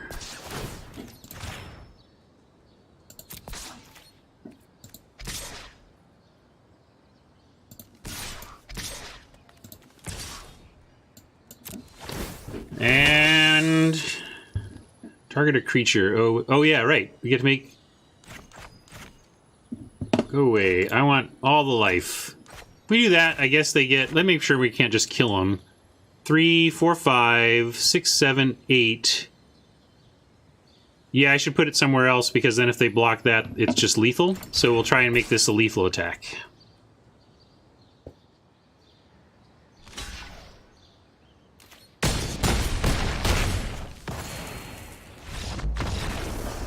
Lethal is good.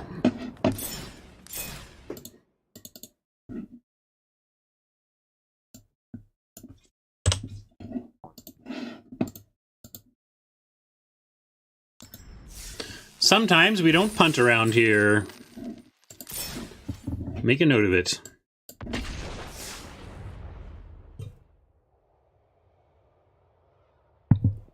Turn the corner, got there. My style of deck. Turn that corner.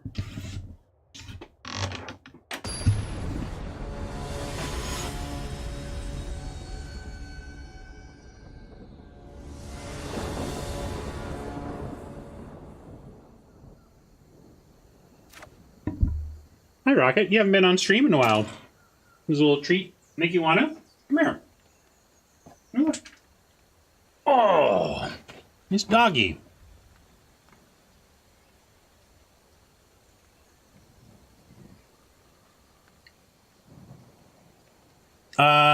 Can we keep this? We are 1 land of any kind away from unlocking the Conquistadors, but everything else is the wrong color, so I'm going to mulligan this. I'm going to keep that.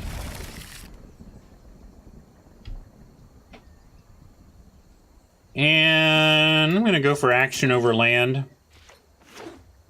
Hi, buddy.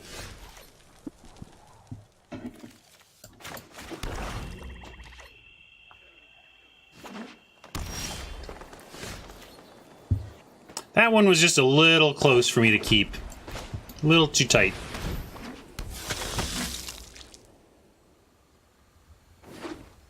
But I don't know, you know, me on a different day probably keeps that hand, you know? How that goes. Well, here's a way to recover some of your lost cards. Make 1 million of them.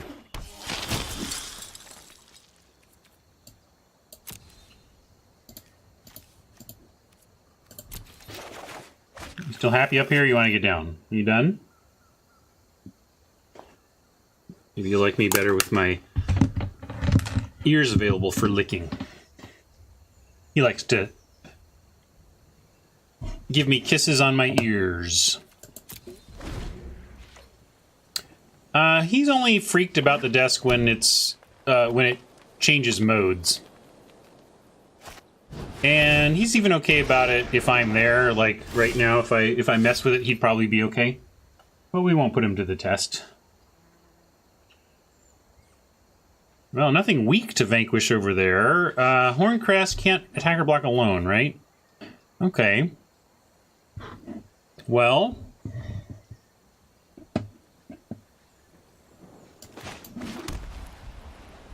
not going to attack with Mavrin yet, so let's just play out another Conquistador.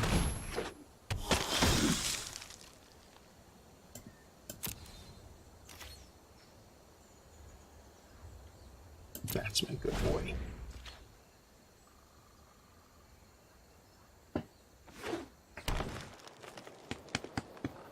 No need to throw away a 2/2 just to get a 1/1 lifelink. I guess he can't attack or block alone, so that would work. Yeah, we could have done that. I like this plan.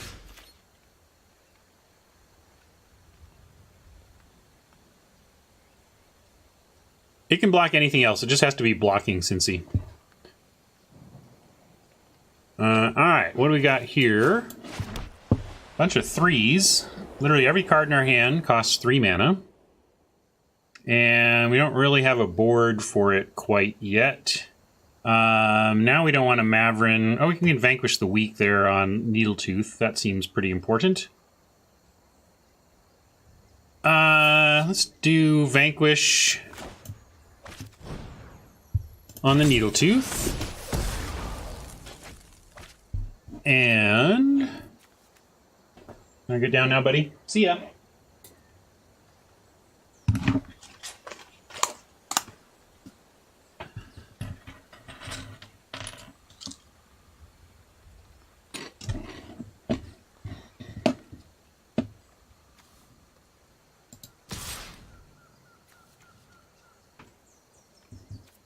We can send in one.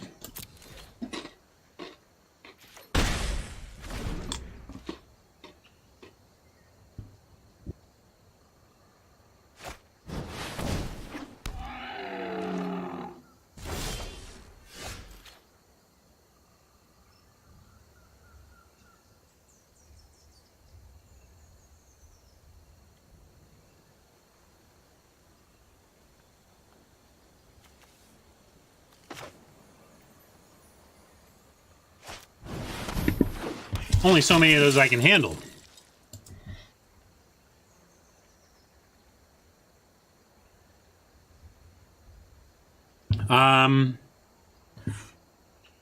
You can still attack. If they want to take out a Needletooth, take out one of these to... Can't attack or block alone, so if they want to eat one of these, they have to offer a trade on the other. I guess just one is still good.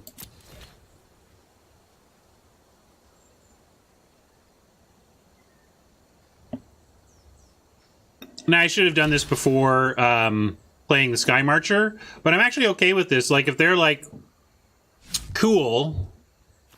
Yeah, there was a way in which I was okay with giving them that option because I kind of want them to do it.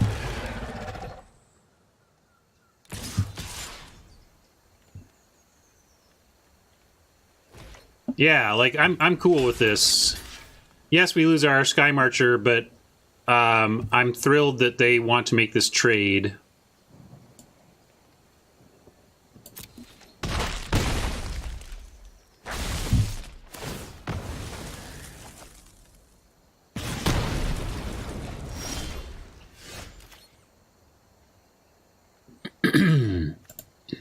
Need some death touching around here.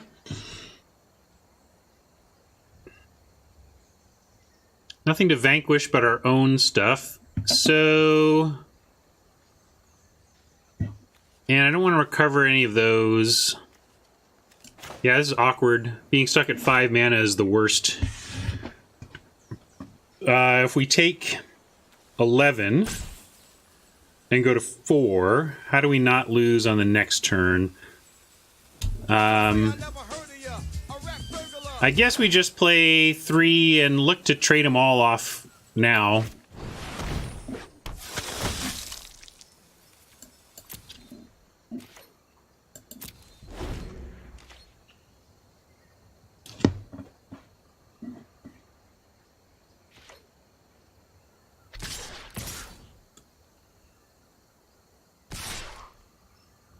I'm not sure how blocking with this Sky Marcher changes anything, right? If we block here, they kill this. If we block here, they kill something else. You know, it's all the same. So now we're in a real tough spot. We can do this and take 6, go to 9, untap with 1 creature in play, staring a 6/6 and a 5/5. And then how do we win? We Squire's Devotion, get a token. Thank you for the resub, PhD, by the way.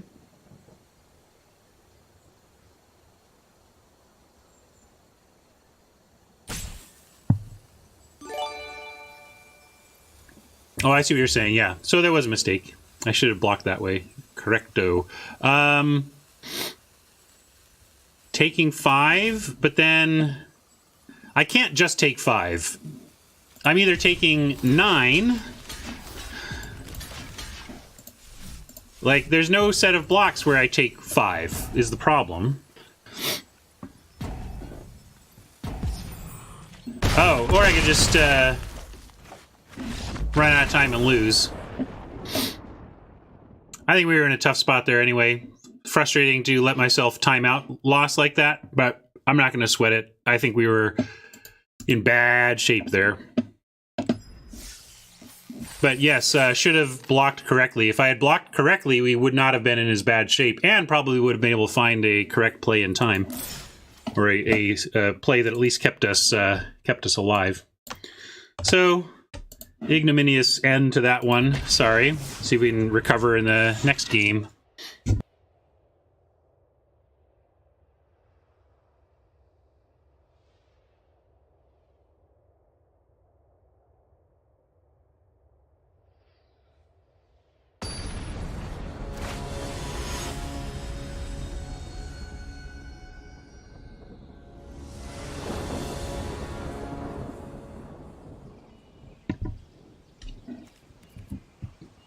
We'll keep. This is kind of our low end of cards, really. But can't complain. I do this right away so I don't forget. The value of disguising my swamp is so much lower than the penalty of forgetting to use my Evolving Wilds at the end of their turn.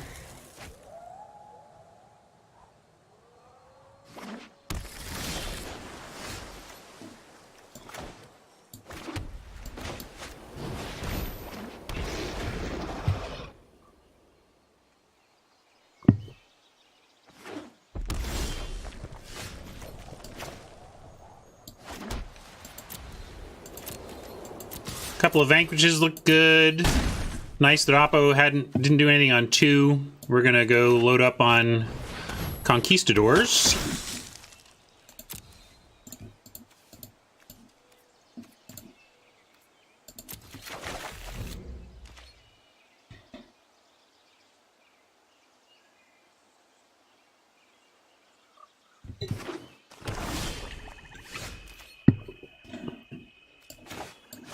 I'm not going to Devotion into that kind of open mana. We'll send what we've got and add another Conquistador.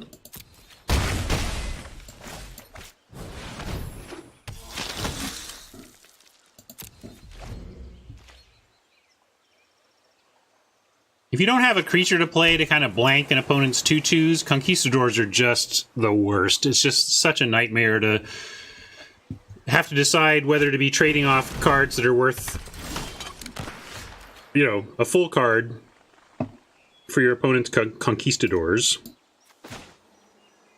We have a Vanquish and a Hunter. We'll do that. That allows us to attack for 3 with the Raptor Companion.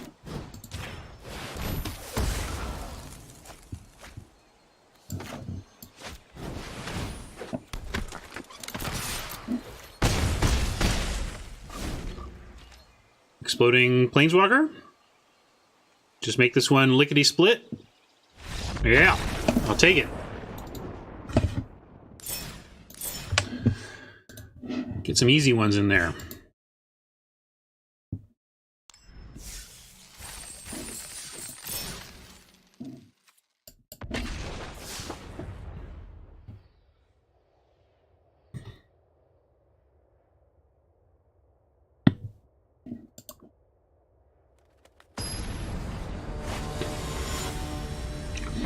Yep.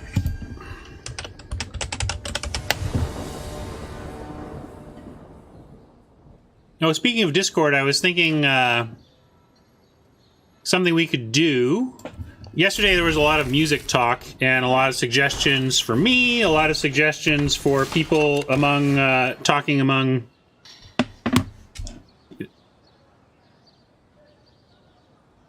hold on a second. Talking amongst themselves about favorite music and stuff, and I was thinking of starting a I'm going to post a link to a... They have these playlists on Spotify that are, what do they call them? Collaborative. So I made a collaborative playlist. Let's see, how do I share it? I'll just throw it in here for now. This just... So yesterday there was a bunch of music talk, and at some point I copy-pasted a bunch of songs and bands that people had chatted about and then put them as a starting place in the listener suggestion. Yeah, we'll make that trade. We can't sit here taking that forever. And basically, if I got a suggestion from a listener and didn't get an actual song, just an artist, I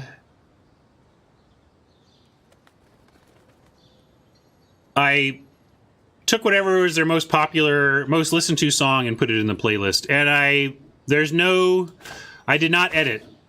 If somebody mentioned it, it's in there. But what we could do if that proves popular or useful is spread it into genres. Like, I feel like pop and rock, hip-hop, and like metal could be 3 separate categories for what I've seen from people talking about yesterday. Do I want to do this? Let's see, we do have... I don't want to get all of them this time, though. Just 2.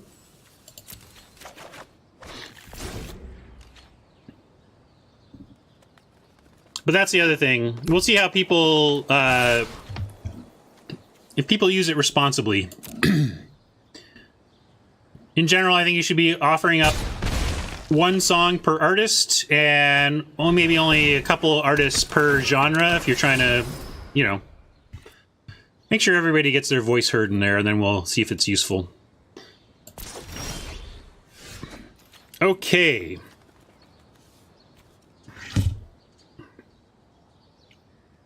Probably need to Vanquish here, which means play an Evolving Wilds.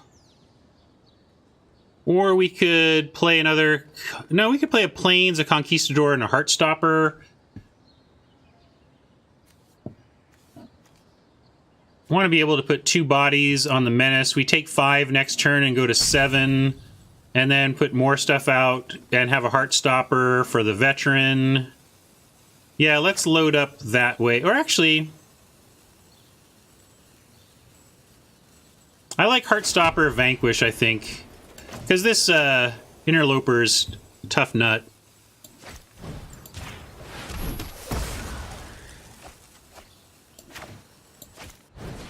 And we know this Brontodon is coming, but the Interloper cannot be chumped easily and is bearing down, so... And we're actually not blocking anything, so I'm going to take the attack.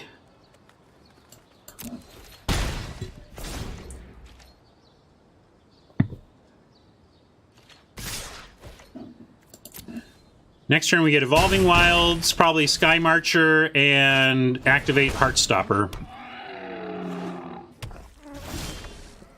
Although if we want to block, then Sky Marcher is not the play. So actually, let's play another Conquistador.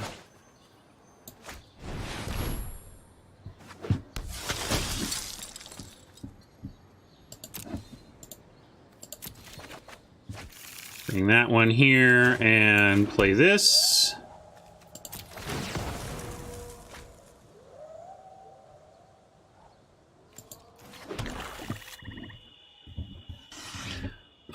I don't know. That's a good question. Maybe you need to follow me. I currently have 0 followers. Maybe you need to follow my account. I don't know. We'll figure that out. But there's the start of the playlist anyway.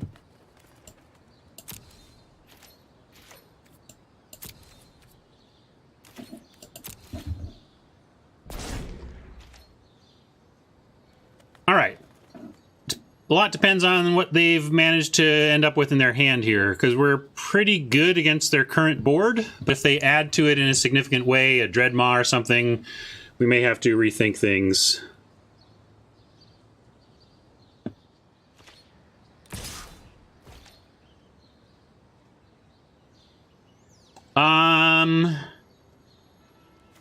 This double block should work, and the Heartstopper should work, but let's go with the double block. Well, Heartstopper is more foolproof, so I'm actually going to take it in case they have a trick or something.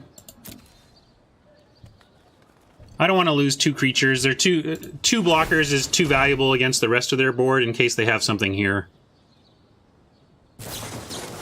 Yeah, so it would have been bad news to lose both of those, but we also couldn't not block. That's a nice draw, though.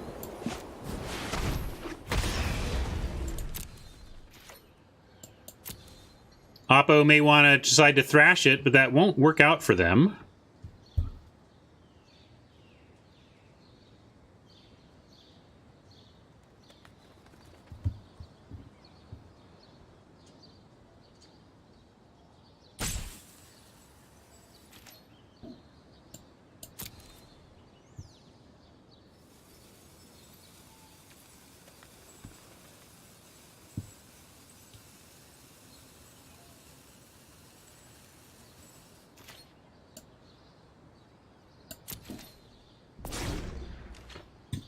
All right.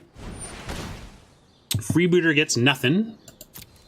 And in fact, the Sky Marcher gets to come out and effectively block it. There are no restrictions to that playlist. If we decide we need to genre it up, we will. But everybody who looks at it should just understand that it is a wild potpourri of stuff from all the viewers throwing all their favorites. And it's not going to have any cohesive feel to it. So absolutely put whatever music you love on it. That's the only requirement. Like the only thing I didn't put on it is that somebody said, "Oh, I heard this band is good, but I haven't heard them yet." I did not add that band. You gotta own the bands you put on that list. If you put a song on there, it's because you love it. But as long as you love that song, I have no requirements beyond that.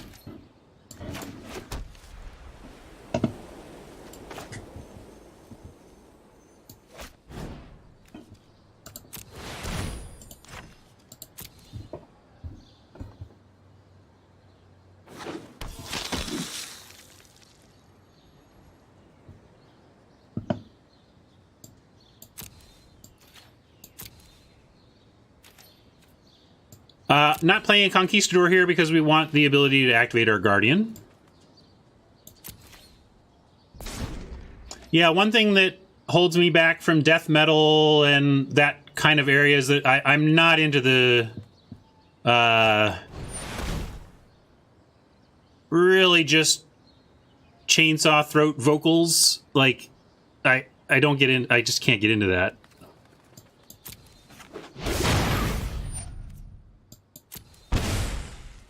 Or haven't been able to so far, I should say.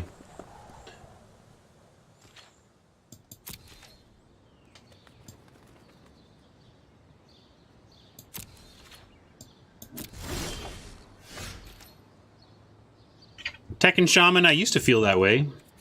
Now that's just like normal. I guess we gotta take the Menace Death Toucher big dude out. I don't know why we need to show them that we have no black spells, though. Do that first.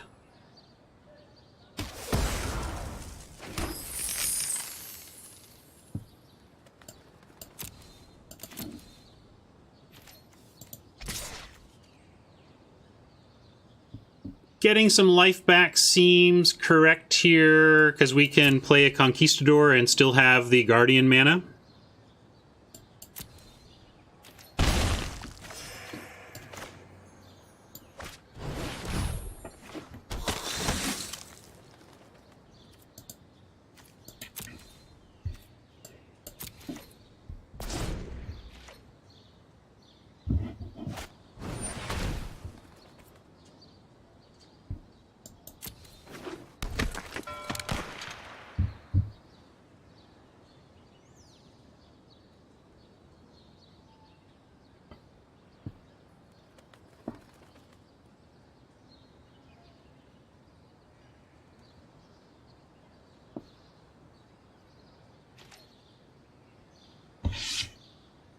Oppo tanking is probably good for us. They got no cards. Direfleet Hoarder didn't really help them much. Right now, our Sky Marcher owns this board. And Vanquish certainly don't hurt.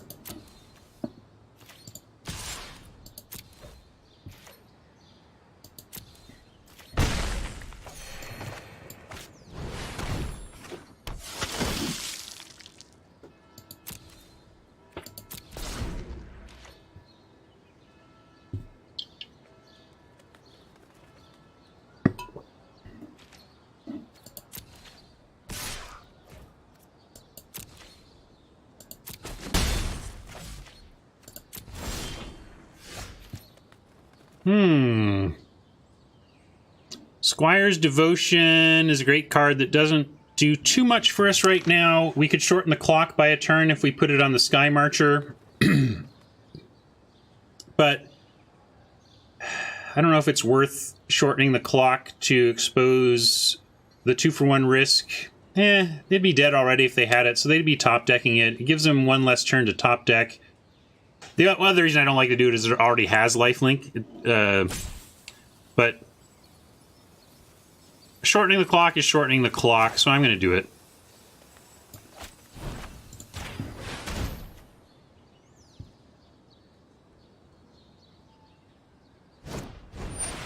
Huh. Well, punished, but we do get to do... Let's do...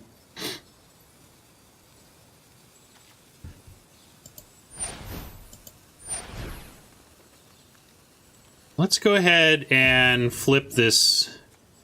We're going to have to use one of our Conquistadors to do it, but it's worth it.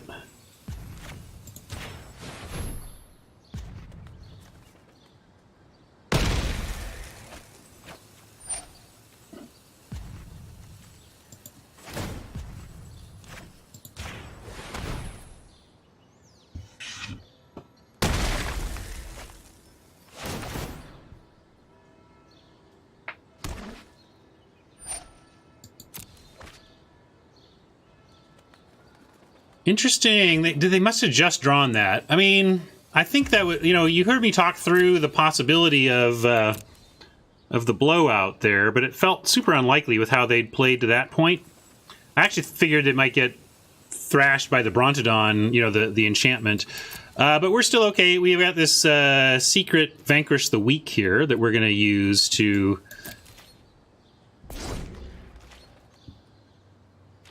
help our situation when they get aggressive here, which I expected them to do. But we're going to go like this, and like this, and this.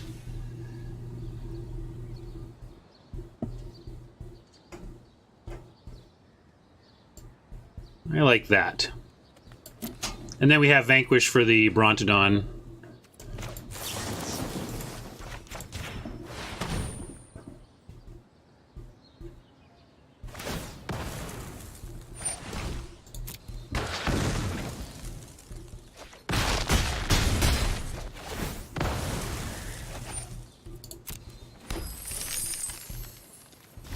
Okay. Land, not the best, but we're looking in stable shape now with the ability to pump out 4/4s. I'm going to stay back, though. Well, I guess we should be aggressive. They need an instant speed removal spell to take out a 4/4, and I don't think they're going to have that.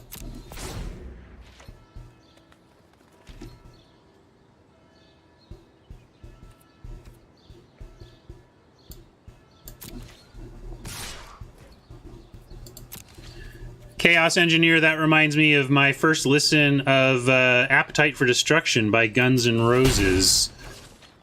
I was convinced Guns N' Roses had two lead singers. There was the guy doing the "Where do we go?" super low side, and then there was the guy doing the real high parts.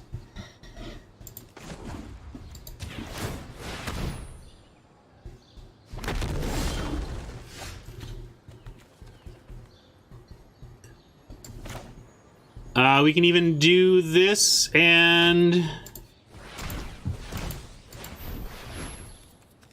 make a 4/4.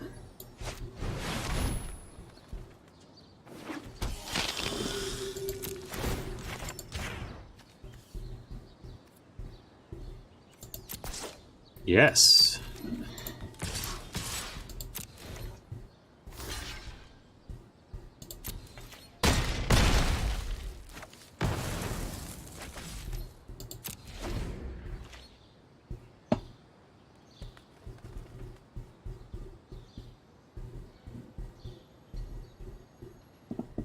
For those of you who weren't alive in 1987, those of us who were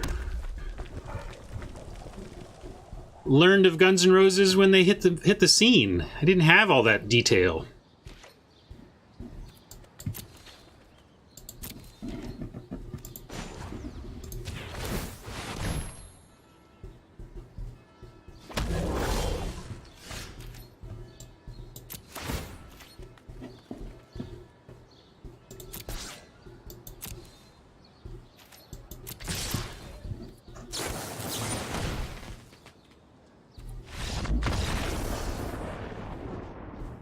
All right, one more to the good. We're ranking up like nobody's business.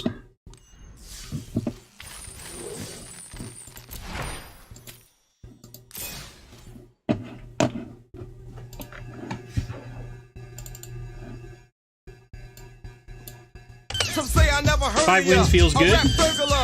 You can get the free Rat Burglar on the old 5-win entry.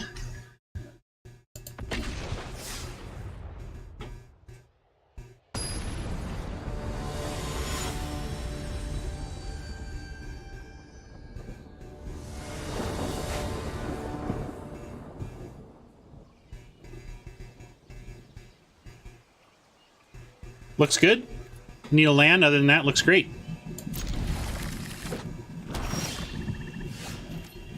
And there's the perfect one. Let's get... we have double white and...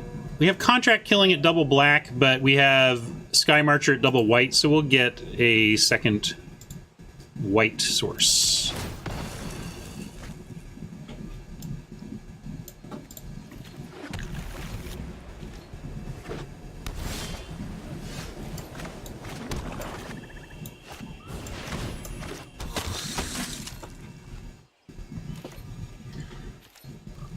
Dodge a Legion Conquistador off the top of our library and play this next turn.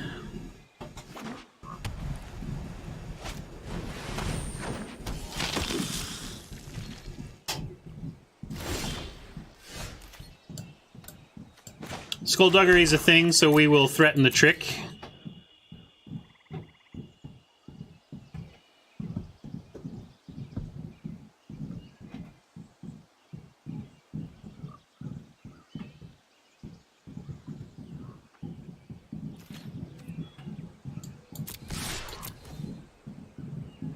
I block if I'm Oppo. I'm happy to trade my Skyblade for a Skullduggery anyway.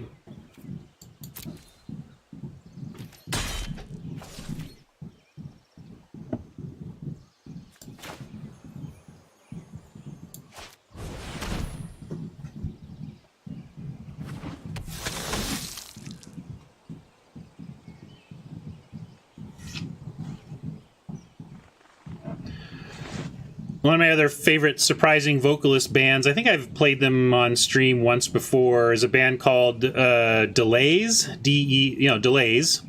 And their lead singer is a dude, and he sounds like Stevie Nicks. If you look up, like, Stay Where You Are by the Delays, you'll be very surprised by what comes out of that man's vocal cords.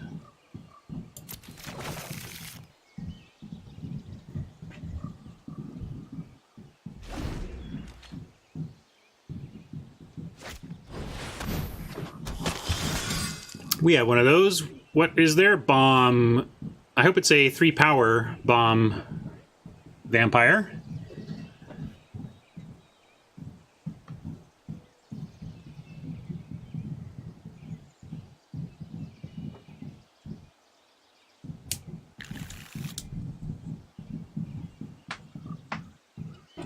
Bishop of Binding, indeed. And in fact, we can surprise get our thing back.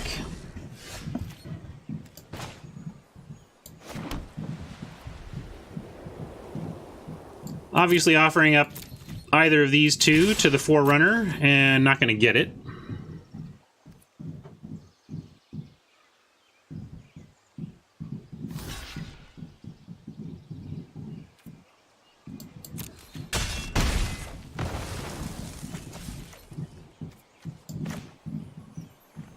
I want to at least try and represent Trick.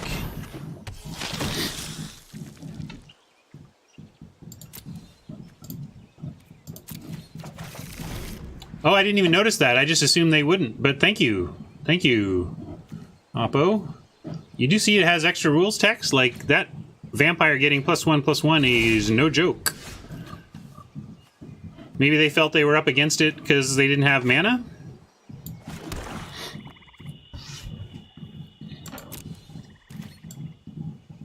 Yeah, the Furnace finally came on. No, it's not the pump, it's the Furnace Dragon. Furnace Dragon has come on despite... Oh, that was a mistake. I'm talking about Furnace Dragons and not attacking. They should be at 16. We'll see if the missed 2 damage comes back to haunt us. That was just a chatty misclick.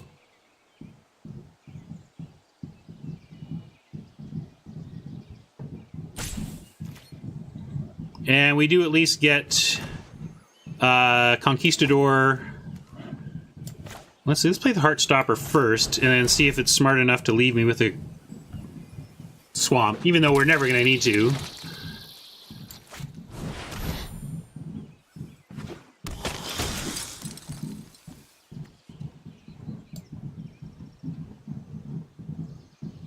think we got them all, yeah. We got them all.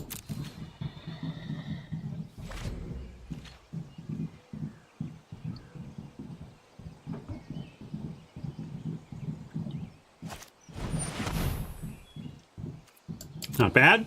See if they find a land with their draw. They did. Good for you, Oppo. Mana Screw sucks.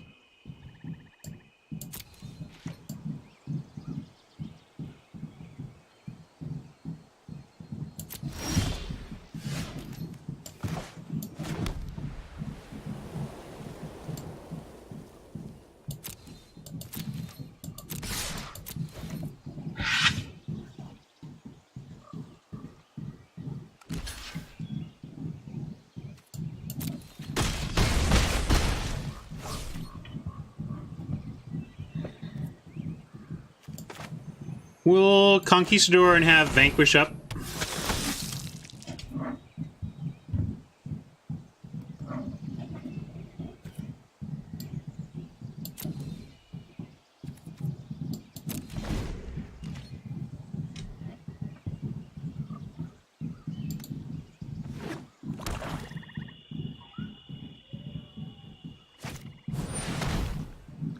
There's the Glorifier. Oh, and I thought we were going to get the Bishop of Binding. We get the Glorifier. That's cool. It can now block... they got a couple blockers now. And really want to do save the Vanquish for the Bishop.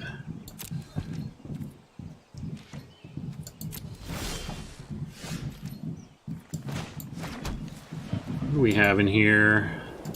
Nothing great.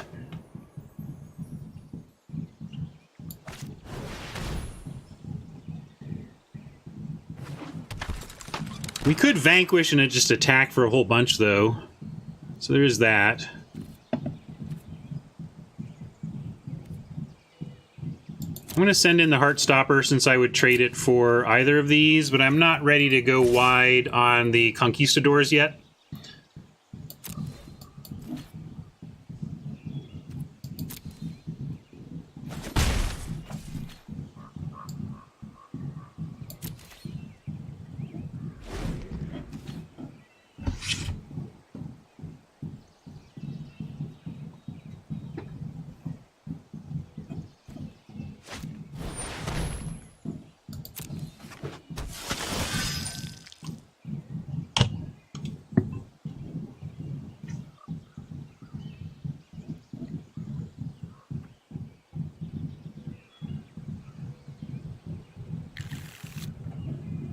Another Glorifier. Well, could do worse if that's their best vampire card left to go get, but they are putting up some stop signs.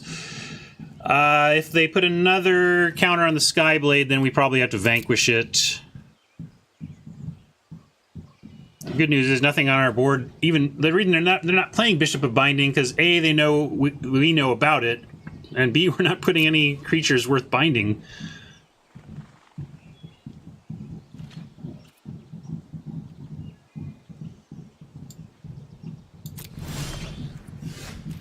Hey, it's our Guardian. You just trade it for the Heartstopper in one fell swoop.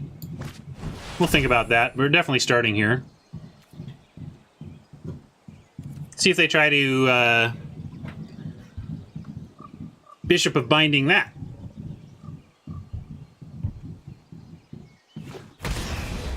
If they do, we can just kill it in response, though.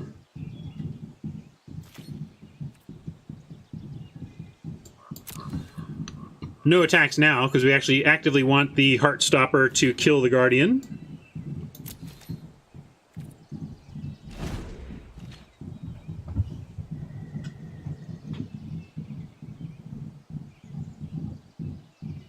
If Oppo doesn't see that interaction, they may think that they can Bishop the Guardian without me having the 2 activations needed to kill it, if it were to fight with my 2/2s.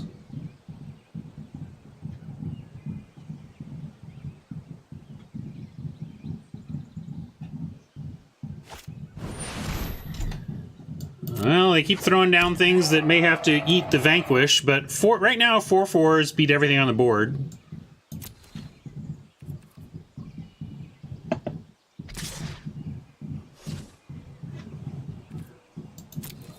And I'm going to do it. It's not like the Heartstopper is being some amazing thing down low that a steady stream of 4/4s isn't going to be able to beat anyway.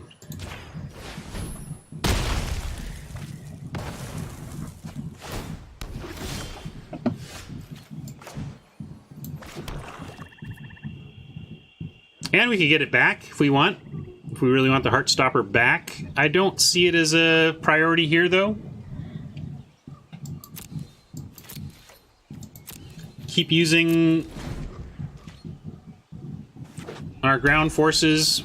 Like I said, maybe I have to vanquish the Aerosaur here to win the race.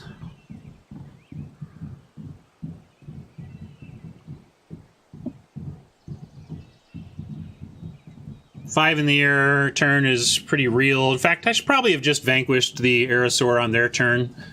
There's not a lot of things that would make the Vanquish not work, but there's enough pump that's playable in the format that I shouldn't have exposed my play to the risk.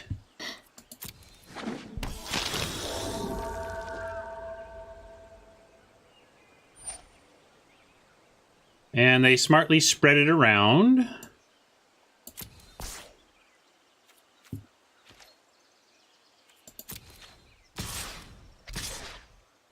Definitely have to vanquish. Ooh, wait. Whoop, whoop, whoop, whoop.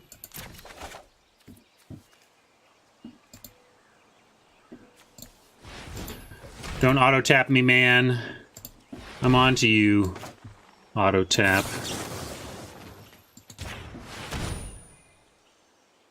They've still got things to do. That could be tough. We might blank our Vanquish here. Ooh.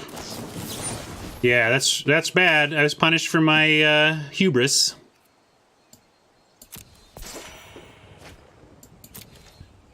Might have ended. This could easily end our run, all because I chose to use my instant speed removal at instant speed.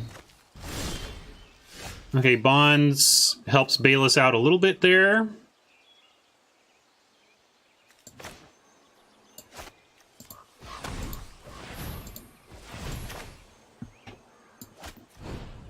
Throw Bonds on the 3/4.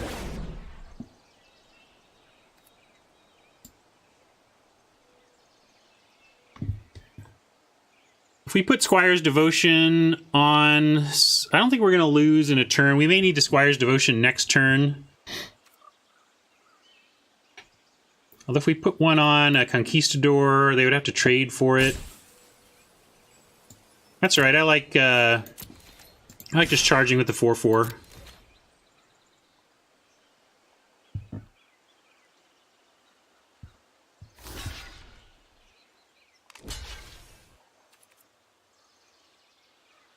And we'll take the Forerunner over the Glorifier on this one.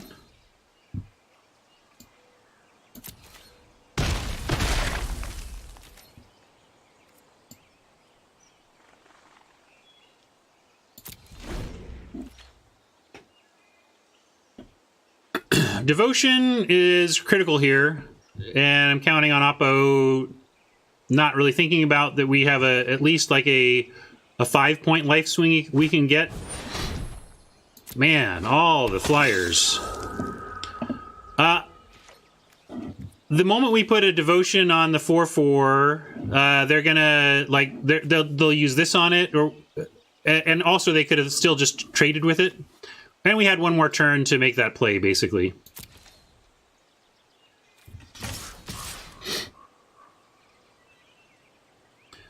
I didn't want to attack all because I didn't think we had the go wide to do that to the success I wanted yet. But with this attack, I think we will. So we'll definitely do that next turn.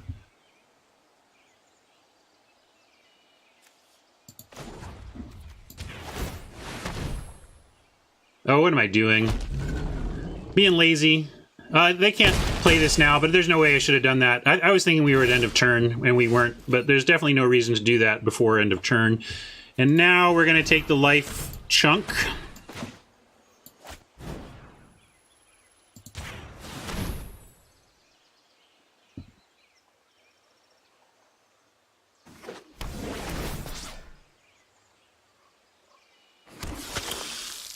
I might have been wrong. Maybe I should have attacked all. It's possible. Trying to think fast, play fast. Mistakes happen. Definitely attacking all here, though.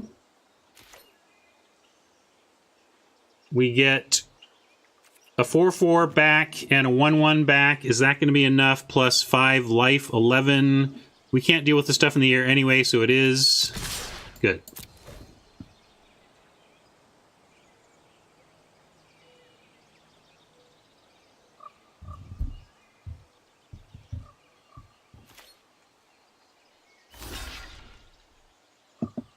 That's what I really wanted to see, that the Vampire Revenant up there has to do some chumping.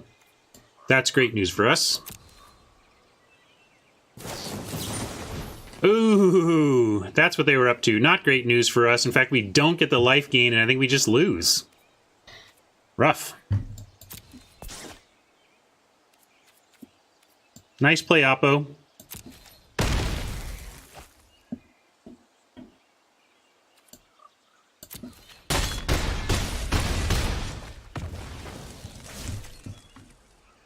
Anything we can do. We get up in the air somehow. Nope, we did. Well, they had everything they needed.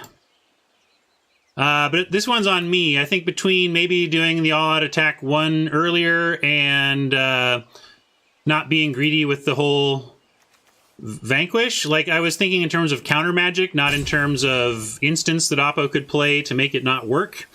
But really, I threw this game away when I didn't vanquish. I didn't vanquish when their shields were down. So, man, 25 years later, I'm still failing to play instants as sorceries when it is effective to do so. So don't make that mistake. 5 wins ain't bad, but I think we could have gotten to 6 here if we had played a little tighter there. So, oh well.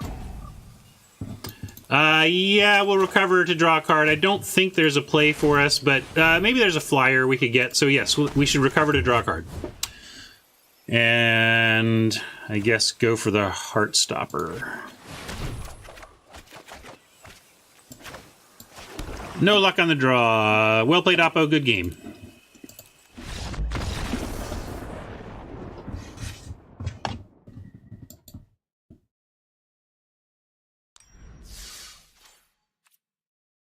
So 5 and 3.